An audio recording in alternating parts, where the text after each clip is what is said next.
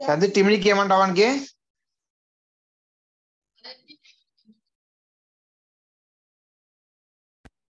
టిమిని కూడా తెలుగు కదా అన్ని.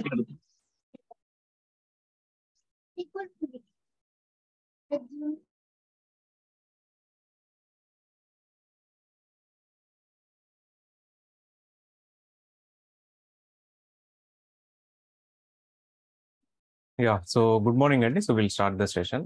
సో ప్రీవియస్ గా వచ్చేసి మనం ఫైల్ సిస్టమ్స్ గురించి అయితే డిస్కషన్ అయితే చేసామండి. So elastic file system and architecture and వాటి ఎఫ్ఎస్ఎక్స్ గురించి కూడా చూసాం అండ్ ఏడబ్ల్యూఎస్ బ్యాకప్ సర్వీస్ గురించి కూడా చూసామండి. సో ఏడబ్ల్యూఎస్ లో ఉన్నటువంటి డిఫరెంట్ సర్వీసెస్ అన్ని కూడా ఆటోమేటెడ్ బ్యాకప్స్ కావాలి అంటే మనం బ్యాకప్ సర్వీస్ అయితే యూజ్ చేసుకుంటాం.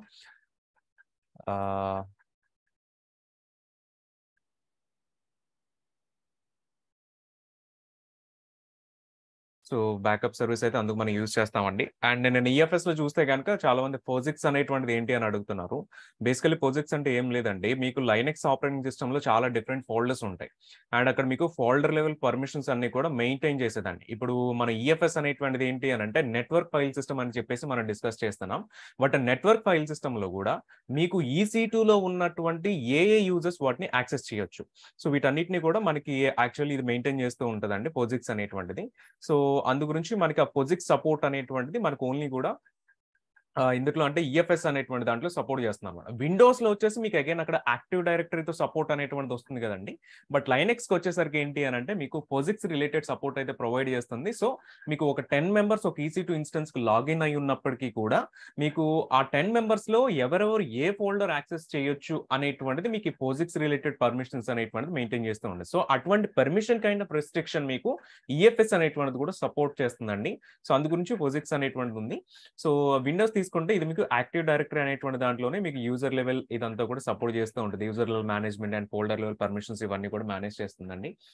సో ఇవాళ వచ్చేసి మనం ఇంకా ఈ వీక్ అంతా కూడానండి డేటాబేసెస్ గురించి అయితే డిస్కస్ చేస్తూ ఉంటాం. సో డేటాబేసెస్ వచ్చేసి కొంచెం మనకి డ్రై సబ్జెక్ట్ గానే అయితే ఉంటుంది. సో కాబట్టి మనం ఇది కొంచెం డ్రై సబ్జెక్ట్ అయినప్పటికీ కూడా మనకి ఎగ్జామినేషన్ పర్స్పెక్టివ్ లో డేటాబేసెస్ కూడా important and real time scenarios లో కూడా డేటాబేసెస్ ఇంపార్టెంట్ కాబట్టి మనం యాక్చువల్లీ కూడా సో డేటాబేసెస్ గురించి కంప్లీట్లీ నేర్చుకోవాల్సిన అవసరం ఎంతైనా ఉంది. సో ఎంత డ్రై సబ్జెక్ట్ అయినప్పటికీ మనం వీటిని అయితే నేర్చుకోవడానికి ట్రై చేద్దామండి అండ్ వీటిపైన కూడా డెమోస్ అయితే చూద్దాం. సో బేసికలీ ఇవాళ మనం చెక్ చేయబోయేది ఏంటి అని అంటే డేటాబేసెస్ లో సో డేటాబేసెస్ గురించి సమ్ బేసిక్స్ చూస్తామండి. ఎందుకంటే ఏడబ్ల్యూఎస్ లో మీకు డేటాబేసెస్ సర్వీసే అరౌండ్ 10 to 15 ఆఫ్ సర్వీసెస్ ఉన్నాయండి. సో డేటాబేసెస్ లోనే ఎందుకని చెప్పేసి మనకి ఇన్ని డిఫరెంట్ సర్వీసెస్ అన్ని ఉన్నాయి. సో దేన్ని బేస్ చేసుకొని మనకి ఇట్లా స్ప్లిట్ అయి ఉన్నాయి అనేటువంటిది ఒకటి చెక్ చేద్దామండి. అండ్ దాని తర్వాత మనకి ఏడబ్ల్యూఎస్ లో ఉన్నటువంటి డిఫరెంట్ డేటాబేసెస్ ఏంటి అండ్ ఫైనల్లీ కూడా వీటిపైన ఒక డెమోని అయితే చూద్దామండి. సో డెమోలో వచ్చేసి మనం ఏం చూస్తామంటే సో ఇప్పుడు దాకా వచ్చేసి వర్డ్ ప్రెస్ అనేటువంటిది మనం డిప్లాయ్ చేసినప్పుడు MySQL అనేటువంటిది కూడా డేటాబేస్ వచ్చేసి సేమ్ EC2 సర్వర్ లోనే మనం లాంచ్ చేస్తున్నాం, కాన్ఫిగర్ చేస్తున్నాం అండి. సో ఇవాళ దాన్ని ఏం చేస్తామంటే మోనోలిథిక్ అంటాం కదండి, మొత్తం అన్ని ఒకే దాంట్లో ఉంటే దాన్ని మనం మోనోలిథిక్ అని కాల్ చేస్తాం. అంటే వర్డ్ ప్రెస్ అందులోనే ఉంది, అంటే అప్లికేషన్ సర్వర్ అందులోనే ఉంది, వెబ్ సర్వర్ అందులోనే ఉంది, DB సర్వర్ కూడా అందులోనే ఉంది. 3 టైర్స్ కూడా ఒకే దాంట్లో ఉంటాయి కాబట్టి మనం మోనోలిథిక్ అంటాం. సో అట్లా మోనోలిథిక్ గా ఉన్న దాన్ని మనం ఏం చేస్తామంటే 2 టైర్ ఆర్కిటెక్చర్ కింద మనం స్ప్లిట్ చేస్తామండి. సో స్ప్లిట్ చేసి మెల్లగా దీన్నే మనం ఆ సెపరేట్ చేసిన సర్వర్ ఏదైతే ఉంటుందో దానిని AWS డేటాబేస్ సర్వీస్ తో ఎట్లా మనం యూజ్ చేసుకోవచ్చు ఇవన్నీ కూడా చెక్ చేద్దాం. అండ్ ఫైనల్ గా వచ్చేసి RDS తో వచ్చేటువంటి బెనిఫిట్స్ ఏంటి, డేటాబేస్ సర్వీసెస్ లో RDS అనేటువంటి relational database service. So relational database service use చేస్తున్నప్పుడు మనకి EC2 కంటే వచ్చేటువంటి ఎక్స్ట్రా బెనిఫిట్స్ ఏంటి ఇవన్నీ కూడా చూద్దాం. సో ఫస్ట్ ఒకసారి బేసిక్స్ చూద్దామండి. సో ఆల్రెడీ బేసిక్స్ మీకు తెలిసే ఉంటది. సో బట్ అయినా సరే ఒకసారి జస్ట్ రీఫ్రెషర్ కింద అయితే ఒకసారి బేసిక్స్ చూద్దాం. సో ఒకసారి డేటా అంటే ఏంటి అనేది కనుక చెక్ చేస్తే basically data is a collection of values అండి. So collection of information, some information collect చేసి పెడితే దాన్ని మనం డేటా అని కాల్ చేస్తాం. అగైన్ ఈ కలెక్షన్ ఆఫ్ డేటా అనేటువంటిది కనుక ఒక ఆర్గనైజ్డ్ కలెక్షన్ అయితే ఉంటే, ఫర్ ఎగ్జాంపుల్ ఈ కలెక్షన్ అనేటువంటిది అన్ఆర్గనైజ్డ్ గా ఉంటే సో దాన్ని మనం వేరే కాల్ చేస్తామండి. బట్ ఇది ఒక ఆర్గనైజ్డ్ గా మనం ఇన్ఫర్మేషన్ అంతా కూడా కలెక్ట్ చేస్తే దాన్ని మనం డేటాబేస్ అని చెప్పేసి కాల్ చేస్తామండి. So database is nothing but organised collection of the about data. So ఈ డేటా అంతట్లో కూడా ఎన్ని టైప్స్ ఉంటాయి అనేటువంటిది కనుక మనం చెక్ చేస్తానండి 3 మెయిన్ టైప్స్ అయితే కనిపిస్తాయి. సో 3 మెయిన్ టైప్స్ ఏంటంటే ఒకటి structured data, semi structured data and structured data. So totally కూడా 3 డిఫరెంట్ టైప్స్ అయితే మనకి కనిపిస్తున్నాయి. సో అందు గురించి ఈ 3 డిఫరెంట్ డేటా టైప్స్ గురించి కూడా మనకి ఇవన్నీ డిఫరెంట్ టైప్స్ కూడా మనం AWS లో ప్రొవైడ్ చేయడానికి చాలా డిఫరెంట్ టైప్స్ ఆఫ్ సర్వీసెస్ మనకి AWS లో అయితే అవైలబుల్ గా ఉన్నాయి. But most of the cases అండి మీరు మీ అప్లికేషన్స్ లో మీ రియల్ టైమ్ ప్రాజెక్ట్స్ లో కూడా ఏం యూస్ చేస్తారు అని అంటే ఒక డేటాబేస్ 2 డేటాబేస్ కాదు. సో మీరు ఏం చేస్తారంటే మిక్స్ ఆఫ్ డేటాబేసెస్ అయితే యూస్ చేస్తారండి. ఫర్ ఎగ్జాంపుల్ ఒక చోట మీరు MySQL అనేటువంటి యూస్ చేయొచ్చు, వేరే చోట మీరు MS SQL యూస్ చేయొచ్చు, వేరే చోట స్ట్రక్చర్డ్ యూస్ చేయొచ్చు, ఇంకొక చోట అన్‌స్ట్రక్చర్డ్ యూస్ చేయొచ్చు. అట్లా డిఫరెంట్ డేటాబేసెస్ ని మనం entire application or entire project తీసుకుంటే so totally mix of these databases అంతా కూడా మనం యూస్ చేసుకోవచ్చు. ఒకసారి అసలు స్ట్రక్చర్డ్ డేటా ఎట్లా ఉంటుంది, సెమీ స్ట్రక్చర్డ్ ఎట్లా ఉంటుంది, అన్‌స్ట్రక్చర్డ్ ఎట్లా ఉంటుంది అనేటువంటిది కూడా చూద్దాం. సో ఇవి చూసినప్పుడు మనకి రిలేషనల్ డేటాబేస్ అంటే ఏంటి, నాన్ రిలేషనల్ డేటాబేస్ అంటే ఏంటి అనేటువంటిది కూడా క్లారిటీ అయితే వస్తుందన్నమాట. సో స్ట్రక్చర్డ్ డేటాలో మనం చెక్ చేస్తానండి, మీకు స్ట్రక్చర్డ్ డేటా అని మనం చెప్తున్నాం కాబట్టి ఇక్కడ మీకు ప్రీ డిఫైన్డ్ స్ట్రక్చర్ అనేటువంటిది ఉంటుంది. సో ప్రీ డిఫైన్డ్ స్ట్రక్చర్ ని మనం డేటాబేస్ టెర్మినాలజీస్ లో స్కీమా అని చెప్పేసి కాల్ చేస్తాం. బేసికలీ స్కీమా అంటే ఏంటి అని అంటే మీకు ఫర్ ఎగ్జాంపుల్ మనం ఆల్రెడీ మనం ఇంజనీరింగ్ లో కానీ ఆర్ఎల్స్ మన డిగ్రీ చేసేటప్పుడు కానీ సో డేటాబేసెస్ అనేటువంటి మనం చూస్తూనే ఉన్నాం. సో డేటాబేస్ ఎగ్జాంపుల్ చెక్ చేస్తే టేబుల్స్ ఎగ్జాంపుల్. సో ఒక టేబుల్ చూసుకుంటే ఇట్లా కనిపిస్తుంది. ఇందులో మీకు స్టూడెంట్ ఐడి కనిపిస్తుంది, ఫస్ట్ నేమ్ కనిపిస్తుంది, లాస్ట్ నేమ్ కనిపిస్తుంది, బర్త్ డేట్ కనిపిస్తుంది. ఫర్ ఎగ్జాంపుల్ 4 కాలమ్స్ అయితే ఎగ్జాంపుల్ గా తీసుకున్నా. సో వీటన్నిటి మనం కాలమ్స్ అని కాల్ చేస్తాం, కింద ఉన్నటువంటి వాటిని మనం రోస్ అని అయితే కాల్ చేస్తాం. ఇక్కడ మరి ప్రీ డిఫైన్డ్ స్ట్రక్చర్ అని దేని కాల్ చేస్తాం అంటేనండి ఈ student ID, first name, last name, birth date ఇదంతా ఉంది చూస్తారు, దీన్ని మనం ప్రీ డిఫైన్డ్ స్ట్రక్చర్ అని అయితే కాల్ చేస్తాం. ఇప్పుడు ఆల్రెడీ ఇక్కడ 3 రికార్డ్స్ యాడ్ అయి ఉన్నాయండి. నేను 4th రికార్డ్ యాడ్ చేయాలి అంటే ఖచ్చితంగా నేను ఫస్ట్ నేమ్ యాడ్ చేయాలి, లాస్ట్ నేమ్ యాడ్ చేయాలి, బర్త్ డేట్ కూడా యాడ్ చేయాలి. 5th రికార్డ్ యాడ్ చేయాలి అన్నా నేను ఇవి రికార్డ్స్ అన్ని యాడ్ చేస్తేనే తప్ప ఈ టేబుల్ అనేటువంటిది నాకు డేటా ఇన్సర్షన్ చేయడానికి అయితే యాక్సెప్ట్ అయితే చేయదండి. సో అందు గురించి అని ఏం చెప్తామంటే ఇవన్నీ కూడా ప్రీ డిఫైన్డ్ స్ట్రక్చర్స్ అండి. స్టూడెంట్ ఐడిని మనం మధ్యలో మార్చడానికి ఉండదు, వన్స్ టేబుల్ క్రియేట్ చేసిన తర్వాత బర్త్ డేట్ ని మార్చడానికి ఉండదండి. సో వీటన్నిటిని ఏంటంటే ఇవి ఒక ప్రీ డిఫైన్డ్ స్ట్రక్చర్స్. మీరు ఒకసారి ఈ టైప్స్ మార్చారు అని అంటే ఇందులో ఉన్నటువంటి డేటాను కూడా మీరు చేంజ్ చేయాల్సి అయితే వస్తుందండి. అట్లా సమ్ కైండ్ ఆఫ్ రిస్ట్రిక్షన్స్ అనేవి ఉంటాయి, some kind of fixed schema అనేటువంటిది మీకు ఇక్కడ స్ట్రక్చర్డ్ డేటాలో ఉంటుందండి. స్ట్రక్చర్డ్ డేటా మనం మెయిన్ గా దేనికి యూస్ చేస్తాం అనేటువంటిది కనుక తెలుసుకోవాలనుకుంటే ఇవన్నీ కూడా మీకు ఎగ్జామినేషన్ పర్స్పెక్టివ్ లో కూడా వచ్చేటువంటి ఒక హైలైట్ వర్డ్స్ నేను ఇక్కడ హైలైట్ చేస్తున్నాను. Predefined structure or schema based అంటే అది మీకు స్ట్రక్చర్డ్ డేటాలో వస్తుందండి. అండ్ ఇవి మెయిన్ గా మనం ఏ type of workloads use చేసుకుంటామంటే మీకు OLAP, OLTP అనేటువంటిది మేబీ మీరు వినే ఉంటారు. సో OLTP అండ్ OLAP అంటే ఈ 2 టైప్స్ ఆఫ్ వర్క్ లోడ్స్ కి కూడా మీరు స్ట్రక్చర్డ్ డేటా అనేటువంటిది యూస్ చేస్తారు. సో OLTP అంటే ఆన్లైన్ ట్రాన్సాక్షనల్ ప్రాసెసింగ్, OLAP అంటే ఆన్లైన్ అనలిటికల్ ప్రాసెసింగ్ అండి. సో ట్రాన్సాక్షనల్ ప్రాసెసింగ్ అంటే డే టు డే ఆపరేషన్స్ కానీ మన అప్లికేషన్ వర్క్ చేసేటప్పుడు ఆ ఇన్ఫర్మేషన్ స్టోర్ చేసుకోవడం, రిట్రీవ్ చేసుకోవడం, CRUD ఆపరేషన్స్ అంటారు. So create, read, update, delete ఈ ఆపరేషన్స్ అన్నిటిని కూడానండి మనం OLTP అని చెప్పేసి అయితే కాల్ చేసుకుంటామండి. మరి OLAP అంటే ఏంటి అని అంటే ఫర్ ఎగ్జాంపుల్ ఒక అప్లికేషన్ కానీ ఒక ప్రాజెక్ట్ కానీ తీసుకున్నప్పుడు అండి సో దానికి ఎవ్రీ డే ఒక రిపోర్ట్ వచ్చేలాగా, లేకపోతే ఎవ్రీ 1 వీక్ కి ఒక రిపోర్ట్ వచ్చేలాగా, ఎవ్రీ 1 మంత్ కి ఒక రిపోర్ట్ వచ్చేలాగా మనం ఒక కైండ్ ఆఫ్ ఆటోమేటెడ్ రిపోర్ట్స్ కానీ or some kind of processed reports కానీ మనం ప్రొడ్యూస్ చేయాలి అనుకుంటే అప్పుడు మనం అనలిటికల్ ప్రాసెసింగ్ అయితే వెళ్తామండి. ఫర్ ఎగ్జాంపుల్ మనం manufacturing units, mobile manufacturing units కనుక తీసుకుంటే సో 1 మంత్ లో తీసుకుంటే ఎన్ని మొబైల్స్ మ్యానుఫ్యాక్చర్ అయ్యాయి, లేకపోతే 1 వీక్ లో తీసుకుంటే ఎన్ని మొబైల్స్ మ్యానుఫ్యాక్చర్ అయ్యాయి. డైలీ మ్యానుఫ్యాక్చర్ అయ్యేటప్పుడేమో ఏ మొబైల్ మ్యానుఫ్యాక్చర్ అయింది, దానికి ఉండేటువంటి ఫీచర్స్ ఏంటి, ఇవన్నీ కూడా మీకు CRUD ఆపరేషన్స్ లో జరుగుతూ ఉంటుంది. 1 రికార్డ్ వచ్చేసి. But end of the month తీసుకుంటే దానికి ఒక రిపోర్ట్ ప్రొడ్యూస్ అవ్వాలి కదండి, మొత్తం టోటల్ గా ఎంత జనరేట్ అయింది అని చెప్పేసి. దానికి వచ్చేసి మీకు OLAP వర్క్ లోడ్స్ అనేటువంటిది అయితే మీకు అక్కడ హెల్ప్ అవుతూ ఉంటుంది. Normal day to day operations వచ్చేసి మీకు OLTP వర్క్ లోడ్స్ అయితే ఉంటుంది. మీకు బేసికలీ OLTP అనేటువంటి వర్డ్ కనిపించినా, OLAP అనేటువంటి వర్డ్ కనిపించినా మీకు అది స్ట్రక్చర్డ్ డేటాలో మాత్రమే సపోర్ట్ చేస్తున్నాను. అండ్ స్ట్రక్చర్డ్ డేటా చెక్ చేస్తే కనుక మీకు ఇవన్నీ కూడానండి రిలేషనల్ డేటాబేసెస్ కి టిపికల్ గా మనకు ఉంటూ ఉంటుందండి. సో రిలేషనల్ డేటాబేస్ అంటే ఏంటి అనేటువంటి మనం ఫర్దర్ స్లైడ్స్ లో కూడా చూస్తామండి. సో అంటే ఒక టేబుల్ కి ఇంకొక టేబుల్ కి మధ్య సమ్ కైండ్ ఆఫ్ రిలేషన్ అనేటువంటి మనం ఇక్కడ ఎస్టాబ్లిష్ చేసుకోవచ్చు అనమాట. ఫర్ ఎగ్జాంపుల్ ఇది చెక్ చేస్తానంటే మీకు ఇది స్టూడెంట్స్ టేబుల్. సో కాబట్టి స్టూడెంట్ ఐడి ఉంది, or student name, student related information అంతా కూడా ఉంది. ఇట్లా మనం డిఫరెంట్ టేబుల్స్ అనేవి కన్సిడర్ చేసినప్పుడు ఆ 2-3 డిఫరెంట్ టేబుల్స్ మధ్యలో మనకి ఎట్లా రిలేషన్ అనేటువంటిది మెయింటైన్ చేయొచ్చు అనేటువంటిది అంతా కూడా మనకి ఇక్కడ ఒక ఐడియా అయితే వస్తుందండి. అండ్ ఇక్కడ మీకు కాంప్లెక్స్ క్వెరీస్ అనేవి కూడా మీరు డైరెక్ట్ గా రన్ చేసుకోవచ్చు. నార్మల్ SQL లో మీకు స్ట్రక్చర్డ్ క్వెరీ లాంగ్వేజెస్ లో ఏవైతే జాయిన్స్ అని కానీ లేకపోతే మీకు where conditions having conditions use చేసుకొని కాంప్లెక్స్ క్వెరీస్ కానీ అనలిటికల్ క్వెరీస్ ఏమైనా ఉన్నా సరే మీకు స్ట్రక్చర్ డేటాలు డైరెక్ట్ గా సపోర్ట్ చేస్తారు. బట్ స్ట్రక్చర్ డేటాలో మనకు గుర్తుంచుకోవాల్సింది ఏంటంటేనండి, సో ఇక్కడ మీకు ఫిక్స్డ్ స్కీమా ఉంటుంది. ఇది మీకు టేబుల్లో డేటా అంతా ఫిల్ చేసే వరకు కూడా ఫిక్స్డ్ స్కీమ్ అనే ఉంటుంది. ఆ స్కీమ్ అని ఎవరు చేంజ్ చేయలేరు. మనం డేటా యాడ్ చేస్తున్నప్పుడు అయితే చేంజ్ చేయలేము. ఎక్స్ప్లిసిట్ గా చేంజ్ చేయాలనుకుంటే చేంజ్ చేయొచ్చు, కానీ బట్ డేటా యాడ్ చేస్తున్నప్పుడు మనం డేటా యాడ్ చేసే విధంగా అది చేంజ్ అయితే అవ్వదండి. మొత్తం అన్ని రికార్డ్స్ కూడా సిమిలర్ గా ఉండాలి. నెక్స్ట్ సెమీ స్ట్రక్చర్డ్ డేటా కనుక చూస్తేనండి దీనికి క్వైట్ ఆపోజిట్ గానైతే ఉంటుంది. ఇది కూడా మీకు ఆర్గనైజ్డ్ డేటానే, కాకపోతే ఏంటి అని అంటే ఫిక్స్డ్ స్కీమా అనేటువంటిది ఉండదండి. ఈ ఒక్క రిస్ట్రిక్షన్, ఈ ఒక్క కన్స్ట్రైంట్ అనేటువంటిది మనకి సెమీ స్ట్రక్చర్ లో ఉండదు. సో ఈ రిస్ట్రిక్షన్ ఉండదు కాబట్టి మీకు రిలేషనల్ డేటాబేస్ ఆర్ స్ట్రక్చర్డ్ డేటాలో ఉన్నట్టుగా ఇక్కడ మీకు ఎటువంటి టేబుల్స్, ఎటువంటి ఫిక్స్డ్ స్కీమా ఉండదండి. సో అందు గురించి ఏంటి అని అంటే మీకు ఇక్కడ అగైన్ జేసాన్స్ అనేటువంటి దాంట్లోనే సెమీ స్ట్రక్చర్డ్ డేటా అనేటువంటి స్టోర్ అయ్యి ఉంటుంది. అయితే జేసాన్ ఉంటుంది, లేకపోతే XML అనేటువంటిది ఉంటుంది. ఆల్రెడీ XML అనేటువంటిది ఎక్స్పైర్ అయిపోయింది కాబట్టి so most of the products XML use చేయట్లేదు కాబట్టి మీకు సెమీ స్ట్రక్చర్డ్ డేటా కానీ సెమీ స్ట్రక్చర్డ్ రిలేటెడ్ డేటాబేసెస్ కానీ తీసుకుంటే మీకు అవి జేసాన్ ఫార్మాట్ లోనే వర్క్ అవుతూ ఉంటాయి. సో ఆల్రెడీ మనం ఎర్లియర్ గా IAM పాలసీస్ ఇవన్నీ చూస్తున్నప్పుడు జేసాన్ గురించి కూడా చూసామండి. ఒకసారి ఈ రికార్డ్ కనుక మీరు అబ్జర్వ్ చేస్తే ఫస్ట్ రికార్డ్ లో 5 అట్రిబ్యూట్స్ ఉన్నాయి. సెకండ్ రికార్డ్ లో చూస్తే సమ్ 7 అట్రిబ్యూట్స్ ఎన్నో ఉన్నాయి. సో ఇట్లా మీరు చూస్తానండి ఒక్కొక్క రికార్డ్ కి కూడా ఒక్కొక్క నెంబర్ ఆఫ్ అట్రిబ్యూట్స్ మీరు యాడ్ చేయొచ్చు, తీసేయచ్చు అండి. మీరు ప్రీవియస్ దాని మీద చెక్ చేస్తే మీకు ఇక్కడ మెసేజ్ అనేటువంటిది యాడ్ అయింది, అసైన్ టు అనేటువంటిది కూడా యాడ్ అయింది. లేదు ఇంకొక థర్డ్ రికార్డ్ యాడ్ చేస్తున్నాం. థర్డ్ రికార్డ్ లో మీరు ఇవన్నీ యాడ్ చేయకుండా జస్ట్ ఏదో ఒకటో రెండో అట్రిబ్యూట్స్ కూడా పెట్టచ్చు, లేదంటే కొత్త అట్రిబ్యూట్స్ తీసుకొచ్చి యాడ్ చేయొచ్చు. ఇట్లా ఏమవుతుంది అంటేనండి మీకు ఈ సెమీ స్ట్రక్చర్డ్ డేటాలో మొత్తం రికార్డ్ అట్రిబ్యూట్స్ అన్ని కూడా లెఫ్ట్ సైడ్ వాల్యూస్ ఏవైతే ఉన్నాయి ఇవన్నీ సేమ్ ఉండవండి, చేంజ్ అవుతూ ఉంటాయి. కానీ అగైన్ ఇది కూడా ఆర్గనైజ్డ్ డేటా అని చెప్తున్నాం కాబట్టి మీకు మొత్తం అన్ని అట్రిబ్యూట్స్ ఫిక్స్డ్ గా ఉండకపోయినా 1 or 2 అట్రిబ్యూట్స్ మాత్రం ఫిక్స్డ్ గా ఉంటాయి. మీరు ప్రీవియస్ దానికి అండ్ సెకండ్ దానికి కూడా కంపారిజన్ చేస్తే ట్రేస్ ఐడి కామన్ గా ఉందండి, రిక్వెస్ట్ ఐడి కామన్ గా ఉంది, ఇక్కడ కూడా ట్రేస్ ఐడి ఉంది, ఇక్కడ కూడా రిక్వెస్ట్ ఐడి ఉంది.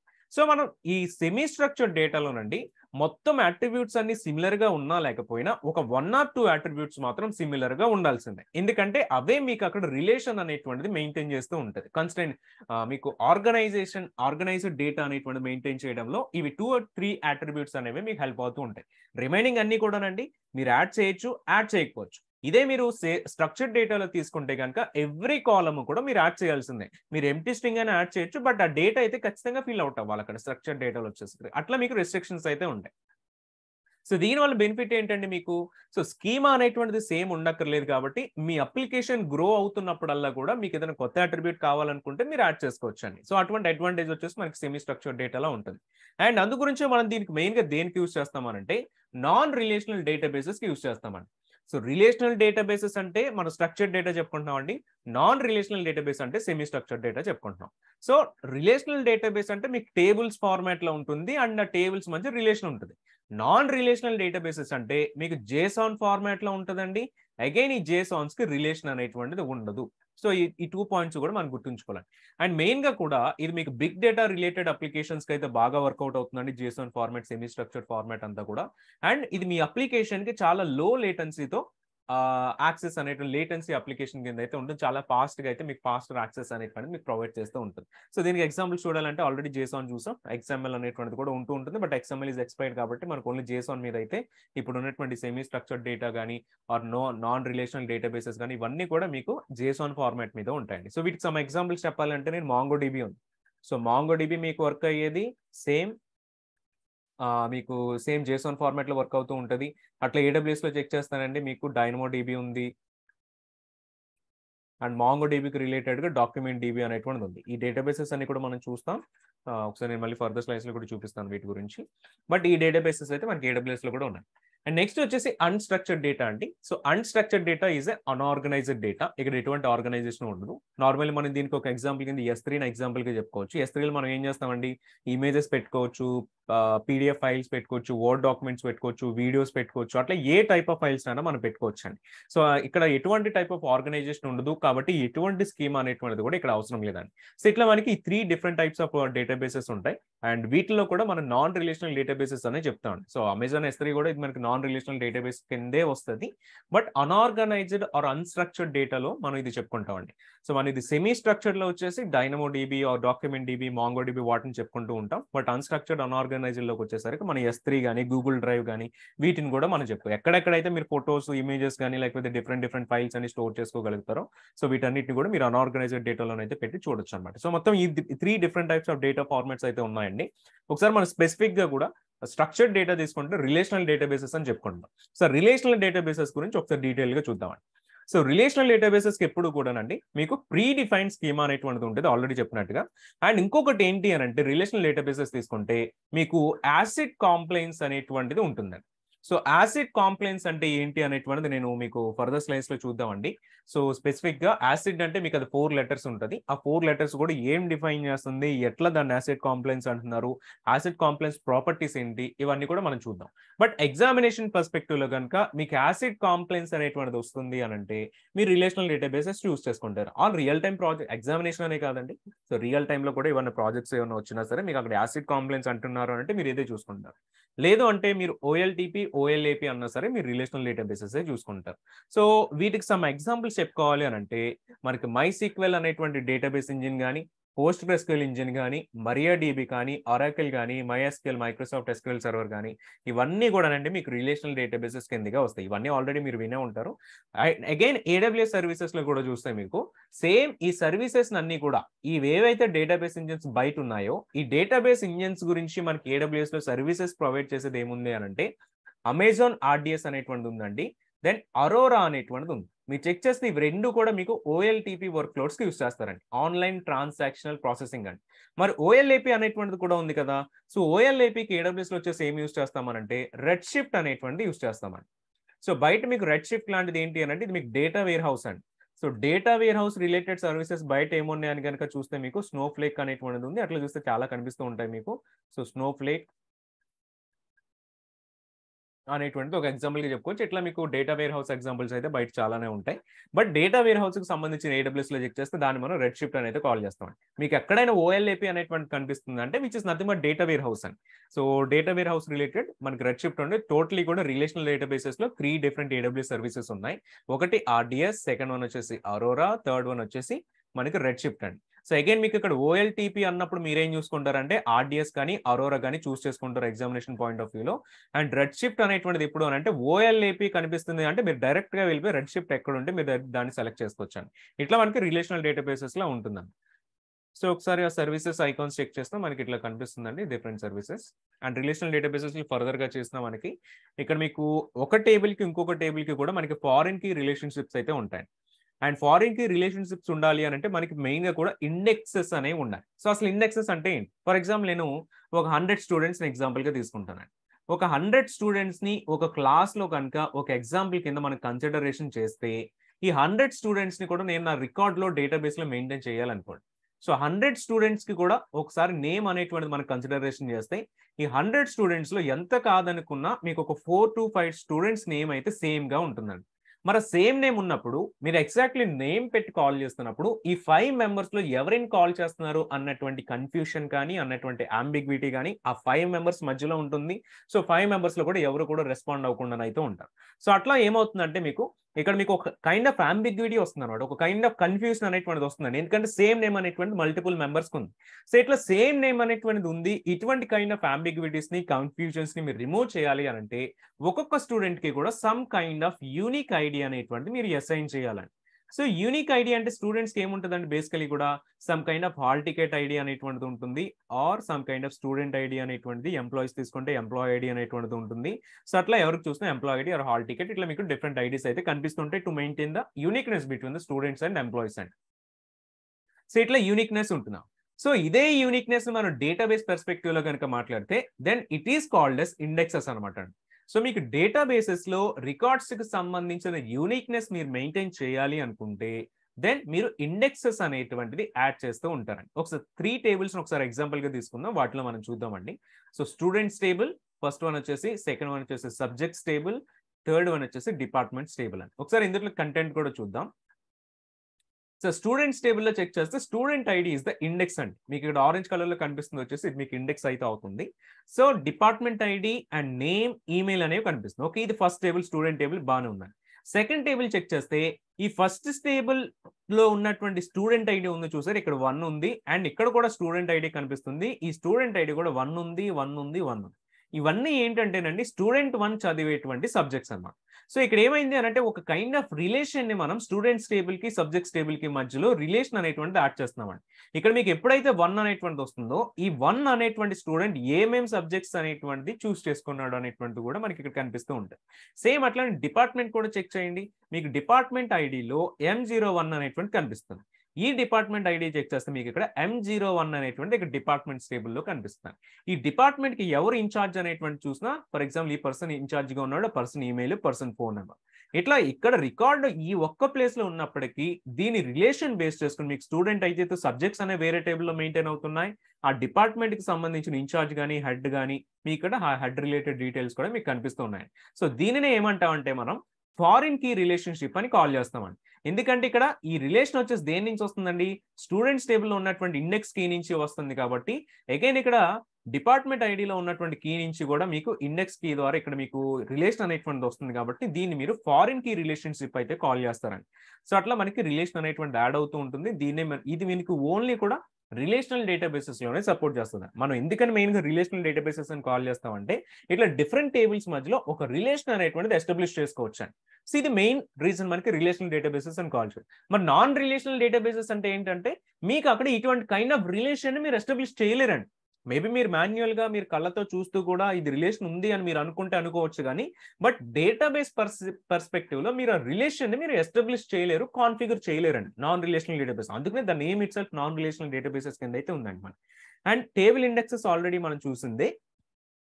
సో బేసికల్ ఇక్కడ మనం ఇవన్నీ క్వెరీ చేయాలి అంటే SQL అనేటువంటి స్ట్రక్చర్డ్ క్వెరీ లాంగ్వేజ్ యూస్ చేసుకుని మనం ఇవన్నీ కూడా రిట్రీవ్ చేస్తూ ఉంటామండి.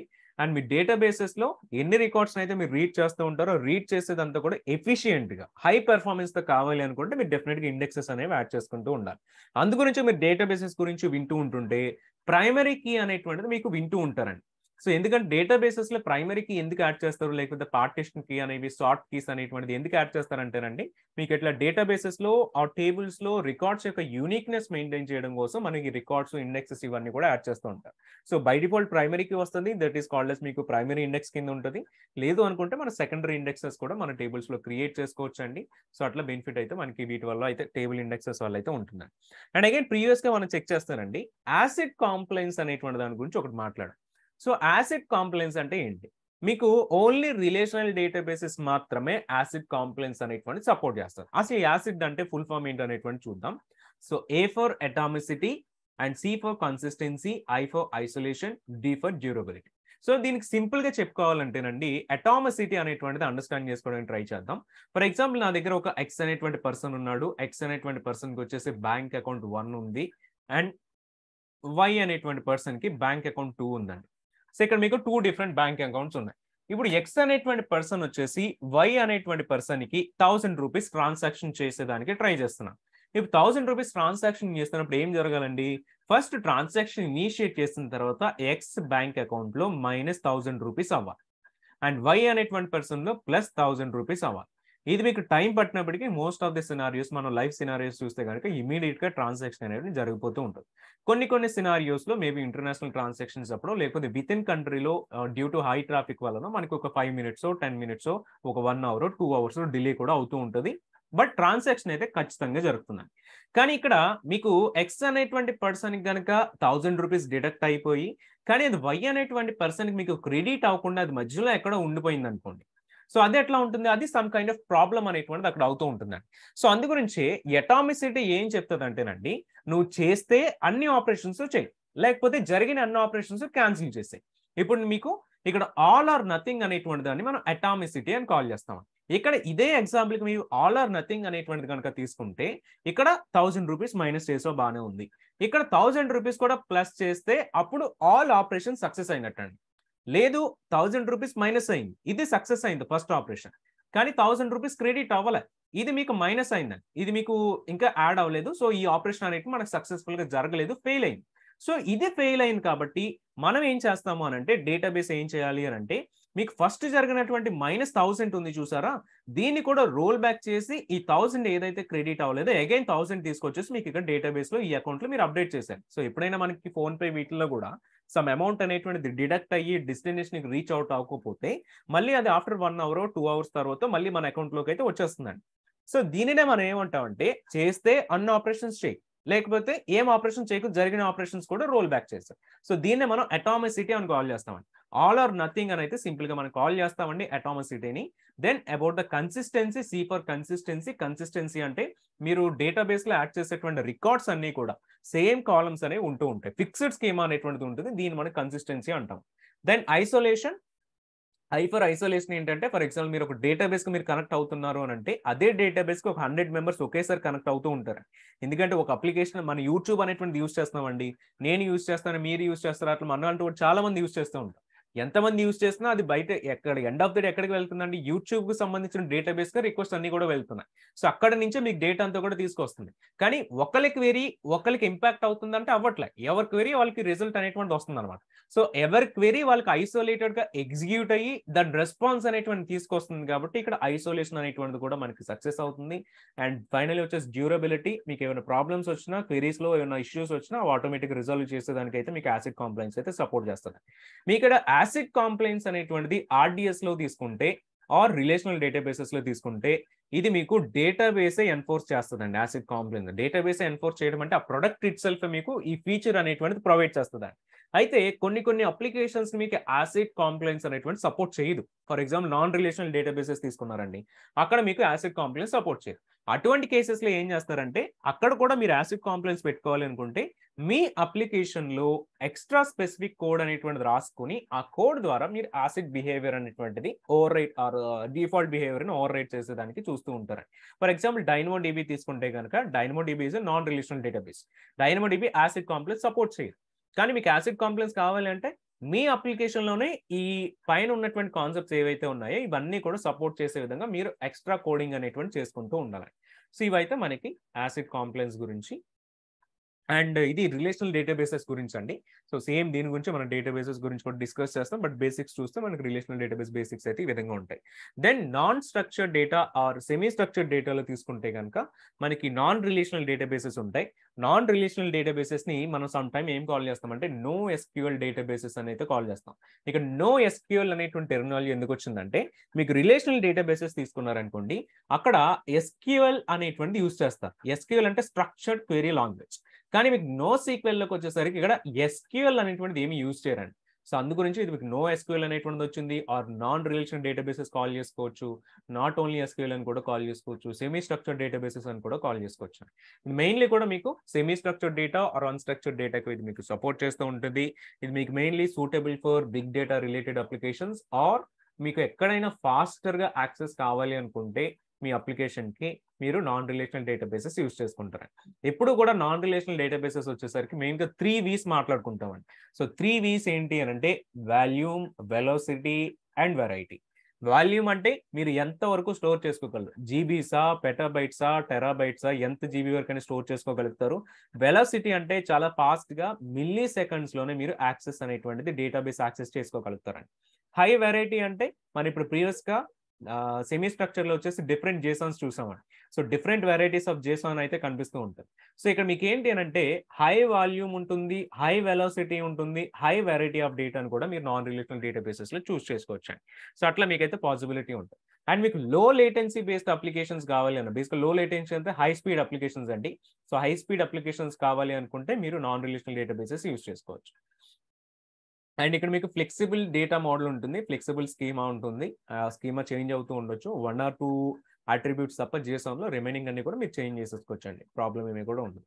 సో ఇది మీకు OLAP వర్క్ లోడ్స్ అసలు ఇక్కడ మీకు సపోర్టే చేయదండి. OLAP అంటే మీకు ఓన్లీ కూడా రిలేషనల్ డేటాబేస్ లో మాత్రమే మీకు ఇక్కడ సపోర్ట్ చేస్తూ ఉంటుంది. అనలిటికల్ ఆపరేషన్స్ మీకు సపోర్టే చేయదు ఇక్కడ.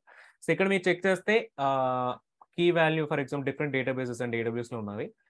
Document DB, DynamoDB, ElastiCache, Neptune ఇట్లా చెక్ చేస్తే చాలా డేటాబేసెస్ ఉన్నాయి, అవి కూడా చెక్ చేద్దాం. మరి రిలేషనల్ డేటాబేసెస్ చూస్తే మనకి యాసిడ్ కాంప్లెక్స్ సపోర్ట్ చేస్తుంది. మరి నాన్ రిలేషనల్ డేటాబేసెస్ చూస్తే ఏం కాంప్లైన్స్ సపోర్ట్ చేస్తుంది అని అంటే బేస్ కాంప్లైన్స్ అనేటువంటిది సపోర్ట్ చేస్తుంది. అసలు బేస్ కాంప్లైన్స్ అంటే ఏంటి? సో బేస్ ఫుల్ ఫామ్ ఏంటంటే basically available soft state eventually consistent అండి.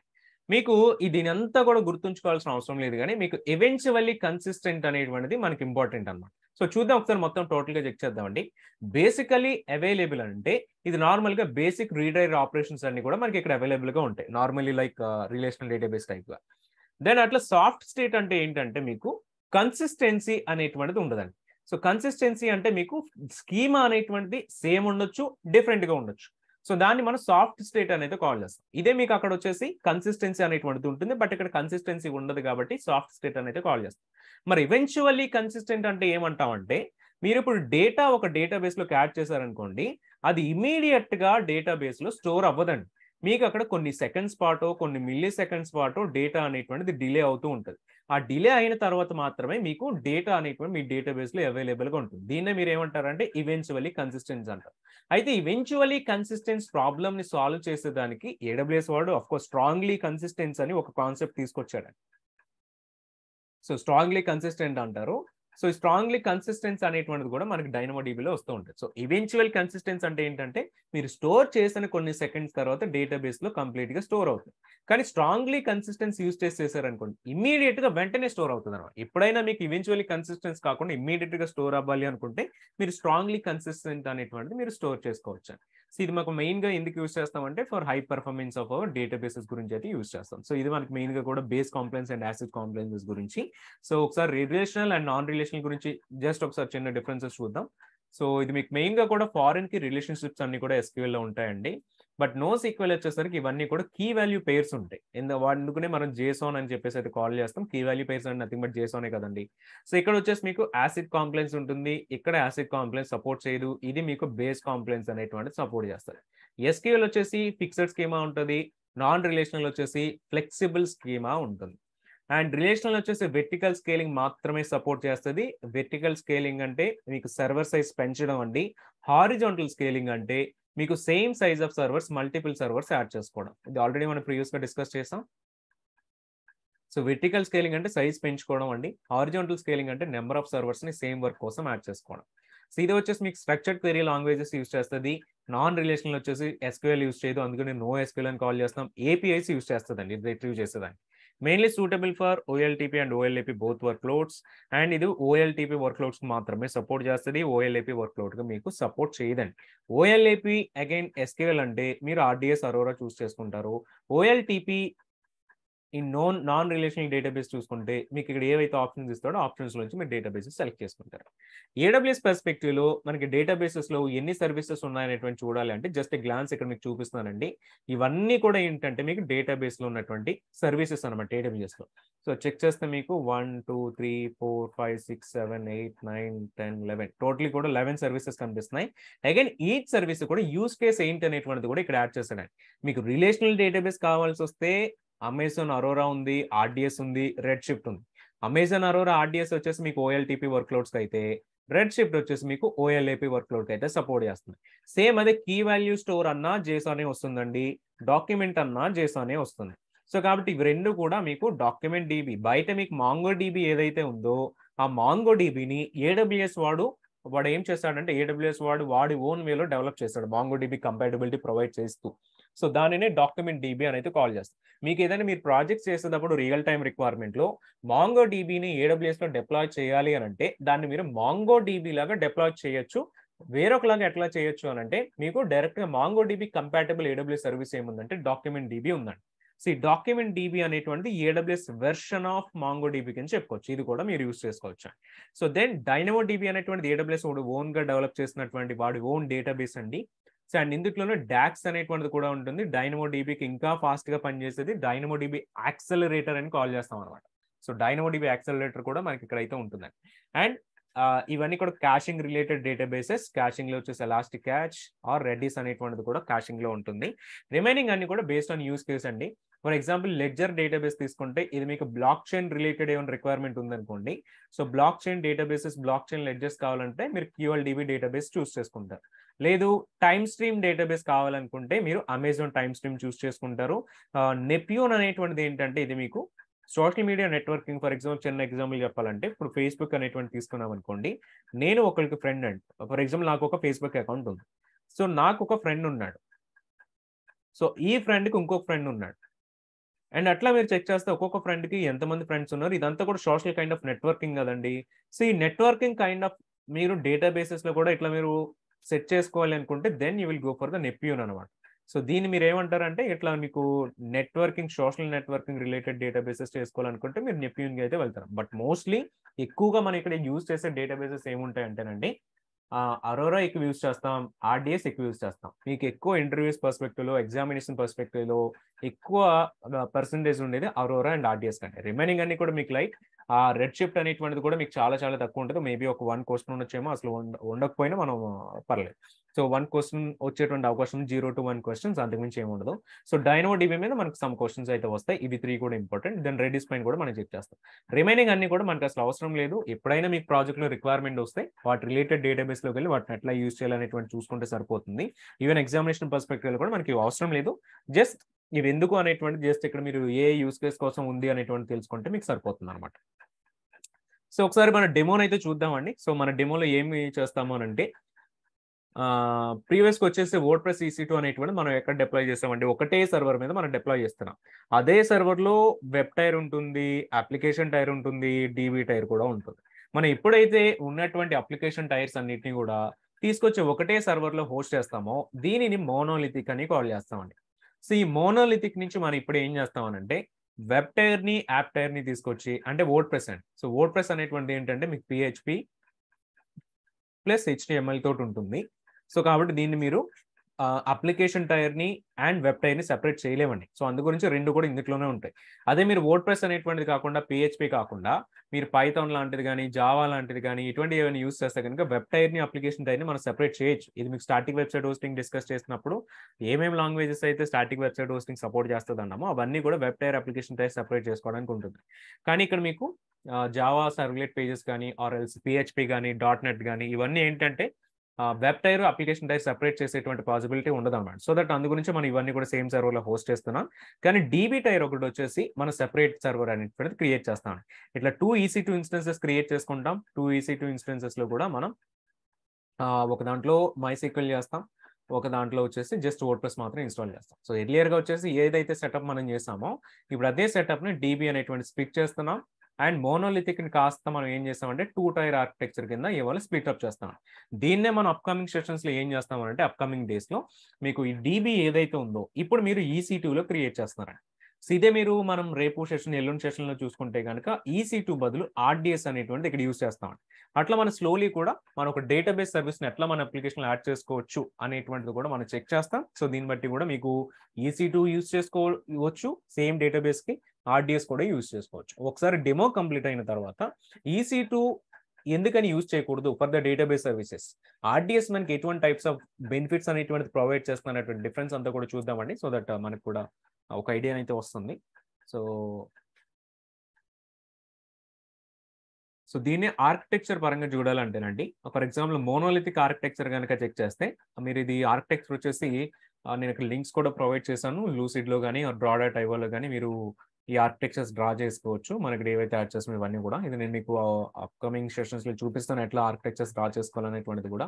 మీకు ఒకటే సర్వర్ ఉన్నప్పుడు చూస్తానండి. సో రీజన్ ఉంది, రీజన్ లోపల VPC ఉంది, VPC లోపల సబ్నెట్స్ ఉన్నాయి, సబ్నెట్స్ లోపల ఒక సర్వర్ ఉంది అండ్ పోర్ట్ నెంబర్ 80 మీద మనం అప్లికేషన్ కనెక్ట్ అవుతున్నాం, పోర్ట్ నెంబర్ 22 మీద కాన్ఫిగర్ చేయడానికి అయితే కనెక్ట్ అవుతున్నాం.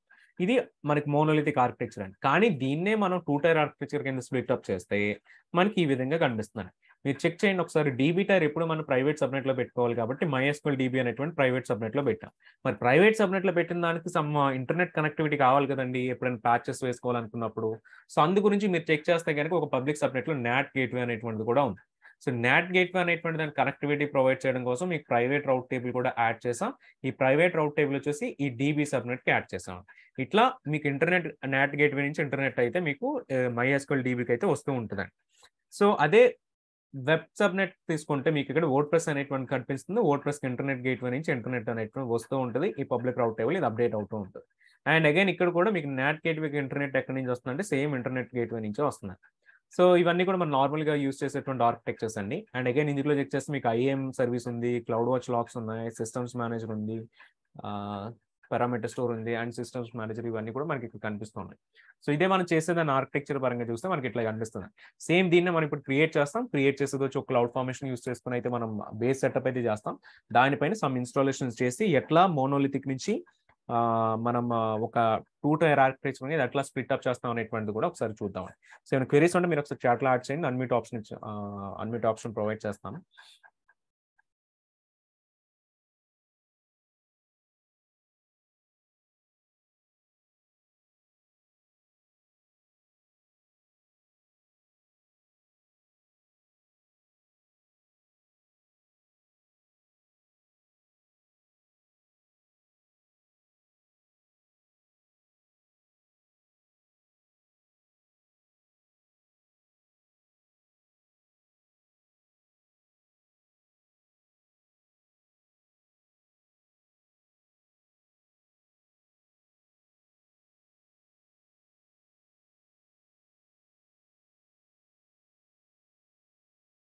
సో ప్రెసెంట్ అయితే ముంబై రీజియన్లో ఉన్నానండి. ఒకసారి క్లౌడ్ ఫార్మేషన్లోకి వెళ్ళి నేను ఓ టెంప్లెట్ డిప్లాయ్ చేస్తాను. తర్వాత టెంప్లెట్ ఏముంది అండ్ ప్రీవియస్ టెంప్లెట్స్ మీద కంపేర్ చేస్తే ఈ టెంప్లెట్లో ఉన్నటువంటి డిఫరెన్స్ ఏంటి అనేటువంటిది కూడా ఒకసారి నేను మీకు చూపిస్తాను.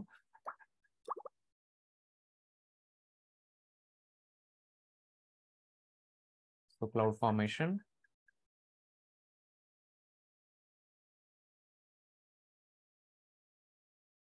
సో ఐ థింక్ ప్రీవియస్గా మన స్టాక్ ఫెయిల్ అయింది డిలీషన్. Let's see. ఇప్పుడు ఇన్ కేస్ మీకు కూడా స్టాక్ డిలీషన్స్ కనుక ఫెయిల్ అవుతానండి, బేసికలీ నేను మనం చేసిన డెమో ఫెయిల్ అయింది స్టాక్ డిలీషన్. సో మీకు రీసోర్సెస్లోకి వస్తే ఒకసారి స్టాక్ ఈవెంట్స్లోకి వెళ్ళండి. ఈవెంట్స్లో మీకు ఎందుకు ఫెయిల్ అయింది అనేటువంటి రీజన్ ఇక్కడ కనిపిస్తుందండి. స్పిన్కి వస్తాను. సో ఇక్కడ మీరు చెక్ చేస్తే సబ్నెట్ అనేటువంటిది డిలీషన్ ఫెయిల్ అయింది. The subnet has dependencies cannot be deleted అని వస్తుంది. Cannot be deleted. Okay. So రీసోర్సెస్లో చూద్దాం. ఇక్కడ మీకు స్టేటస్ చూస్తే డిలీట్ కంప్లీట్ ఉంది. సో ఏవైతే ఫెయిల్ అయినా ఒకసారి వాటిని చెక్ చేద్దాం. సో సమ్ ఎర్రర్స్ కూడా కనిపిస్తూ ఉన్నాయి. సో ఇటువంటి సినారియోస్లో మీరు ఏం చేస్తారంటే మళ్ళీ అగైన్ మీరు డిలీట్ చేసినప్పుడు మిమ్మల్ని మళ్ళీ అడుగుతుందండి. సో ఇవన్నీ కూడా నాకు డిలీట్ చేయడం అవుతలేదు, ఇవి నువ్వు మాన్యువల్గా డిలీట్ చేసుకోమని అయితే చెప్తుంది మనకి. సో మనం ఏం చేస్తామంటే వీటిని అన్చెక్ చేసి డిలీట్ చేసేసామంటే వీటిని మాత్రం వదిలేసి మిగతా స్టాక్ని అయితే డిలీట్ చేసేస్తుందండి. ఎందుకంటే మిగతా ఆల్రెడీ డిలీట్ అయిపోయాయి. బట్ ఇవన్నీ కూడా మీరు మాన్యువల్గా డిలీట్ చేసుకోవాలండి. ఇక్కడ ఏవైతే వీటి డిలీట్ చేయలేదో వీటన్నిటిని మీరు మాన్యువల్గా డిలీట్ చేసుకోవాలి. సో ఆ లింక్స్ అన్ని కూడా నేను పక్కన ఓపెన్ చేస్తున్నాను. సో వీటిని అయితే మనం డిలీషన్ ఇచ్చేద్దామండి.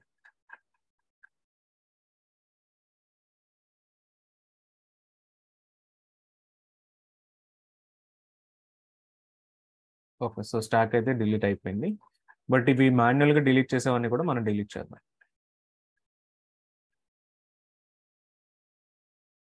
డైరెక్ట్ VPCకి వెళ్దాం. VPCలో just try to delete the entire VPC. చూద్దాం ఏం ఎర్రర్ వస్తుందో.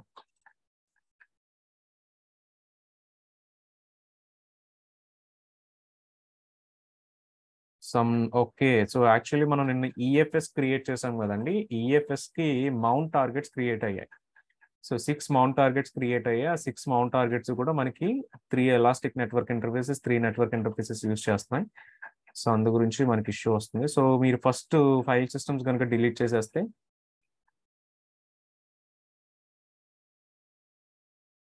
మీరు చేసినప్పుడు కూడా ఇదే ప్రాబ్లం వస్తే కనుక జస్ట్ ముందు వీటిని అయితే డిలీట్ చేయండి, సరిపోతుంది.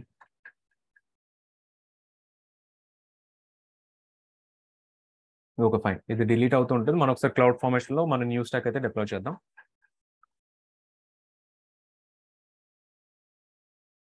Upload file, choose file, WordPress EC2, DB EC2, and next.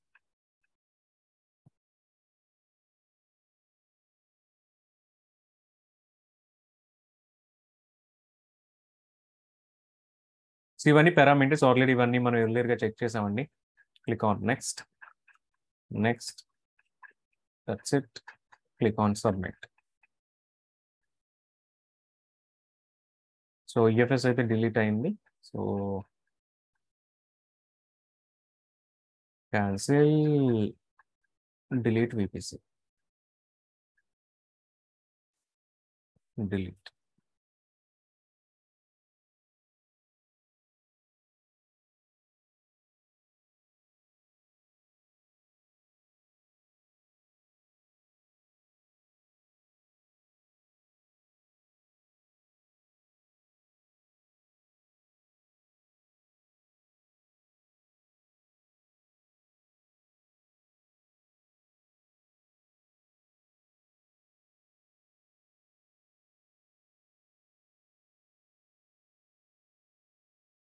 Okay.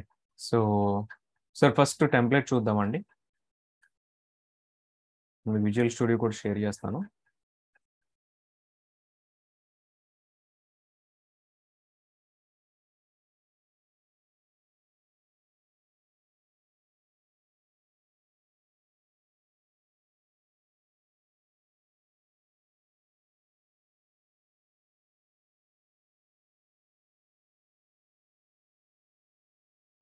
Remember మనం ఆర్డిఎస్ క్రియేట్ చేయట్లేదండి, జస్ట్ EC2నే క్రియేట్ చేస్తాం. EC2లోని స్ప్లిట్అప్ చేస్తాం. సో ఫర్దర్ సెషన్స్లో మనం ఆర్డిఎస్ క్రియేట్ చేస్తాము, అక్కడ మీకు మాన్యువల్గా చేస్తామండి, క్లౌడ్ ఫార్మేషన్ ద్వారా కాకుండా.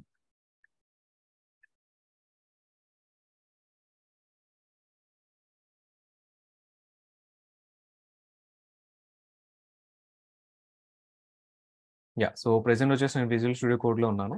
సో అన్ని రిసోర్సెస్ మినిమైజ్ చేశాను. సో ఇక్కడ మీరు చెక్ చేస్తే పారామీటర్స్ ఉన్నాయి. పారామీటర్స్లో లేటెస్ట్ ఎంఐడి, DB నేమ్ ఇవన్నీ ఆల్రెడీ మనం ప్రీవియస్గా చెక్ చేసినవే పారామీటర్స్. సో రిసోర్సెస్లో చెక్ చేస్తే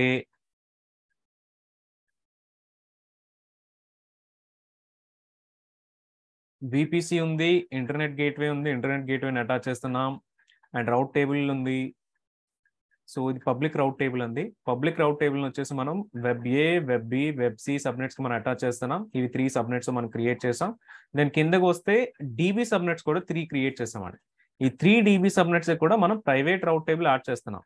సో ఈ ప్రైవేట్ రౌట్ టేబుల్ క్రియేట్ చేసాం. దాని ఇందులో వచ్చేసి ఒక స్పెసిఫిక్ రౌట్ యాడ్ చేస్తున్నామండి.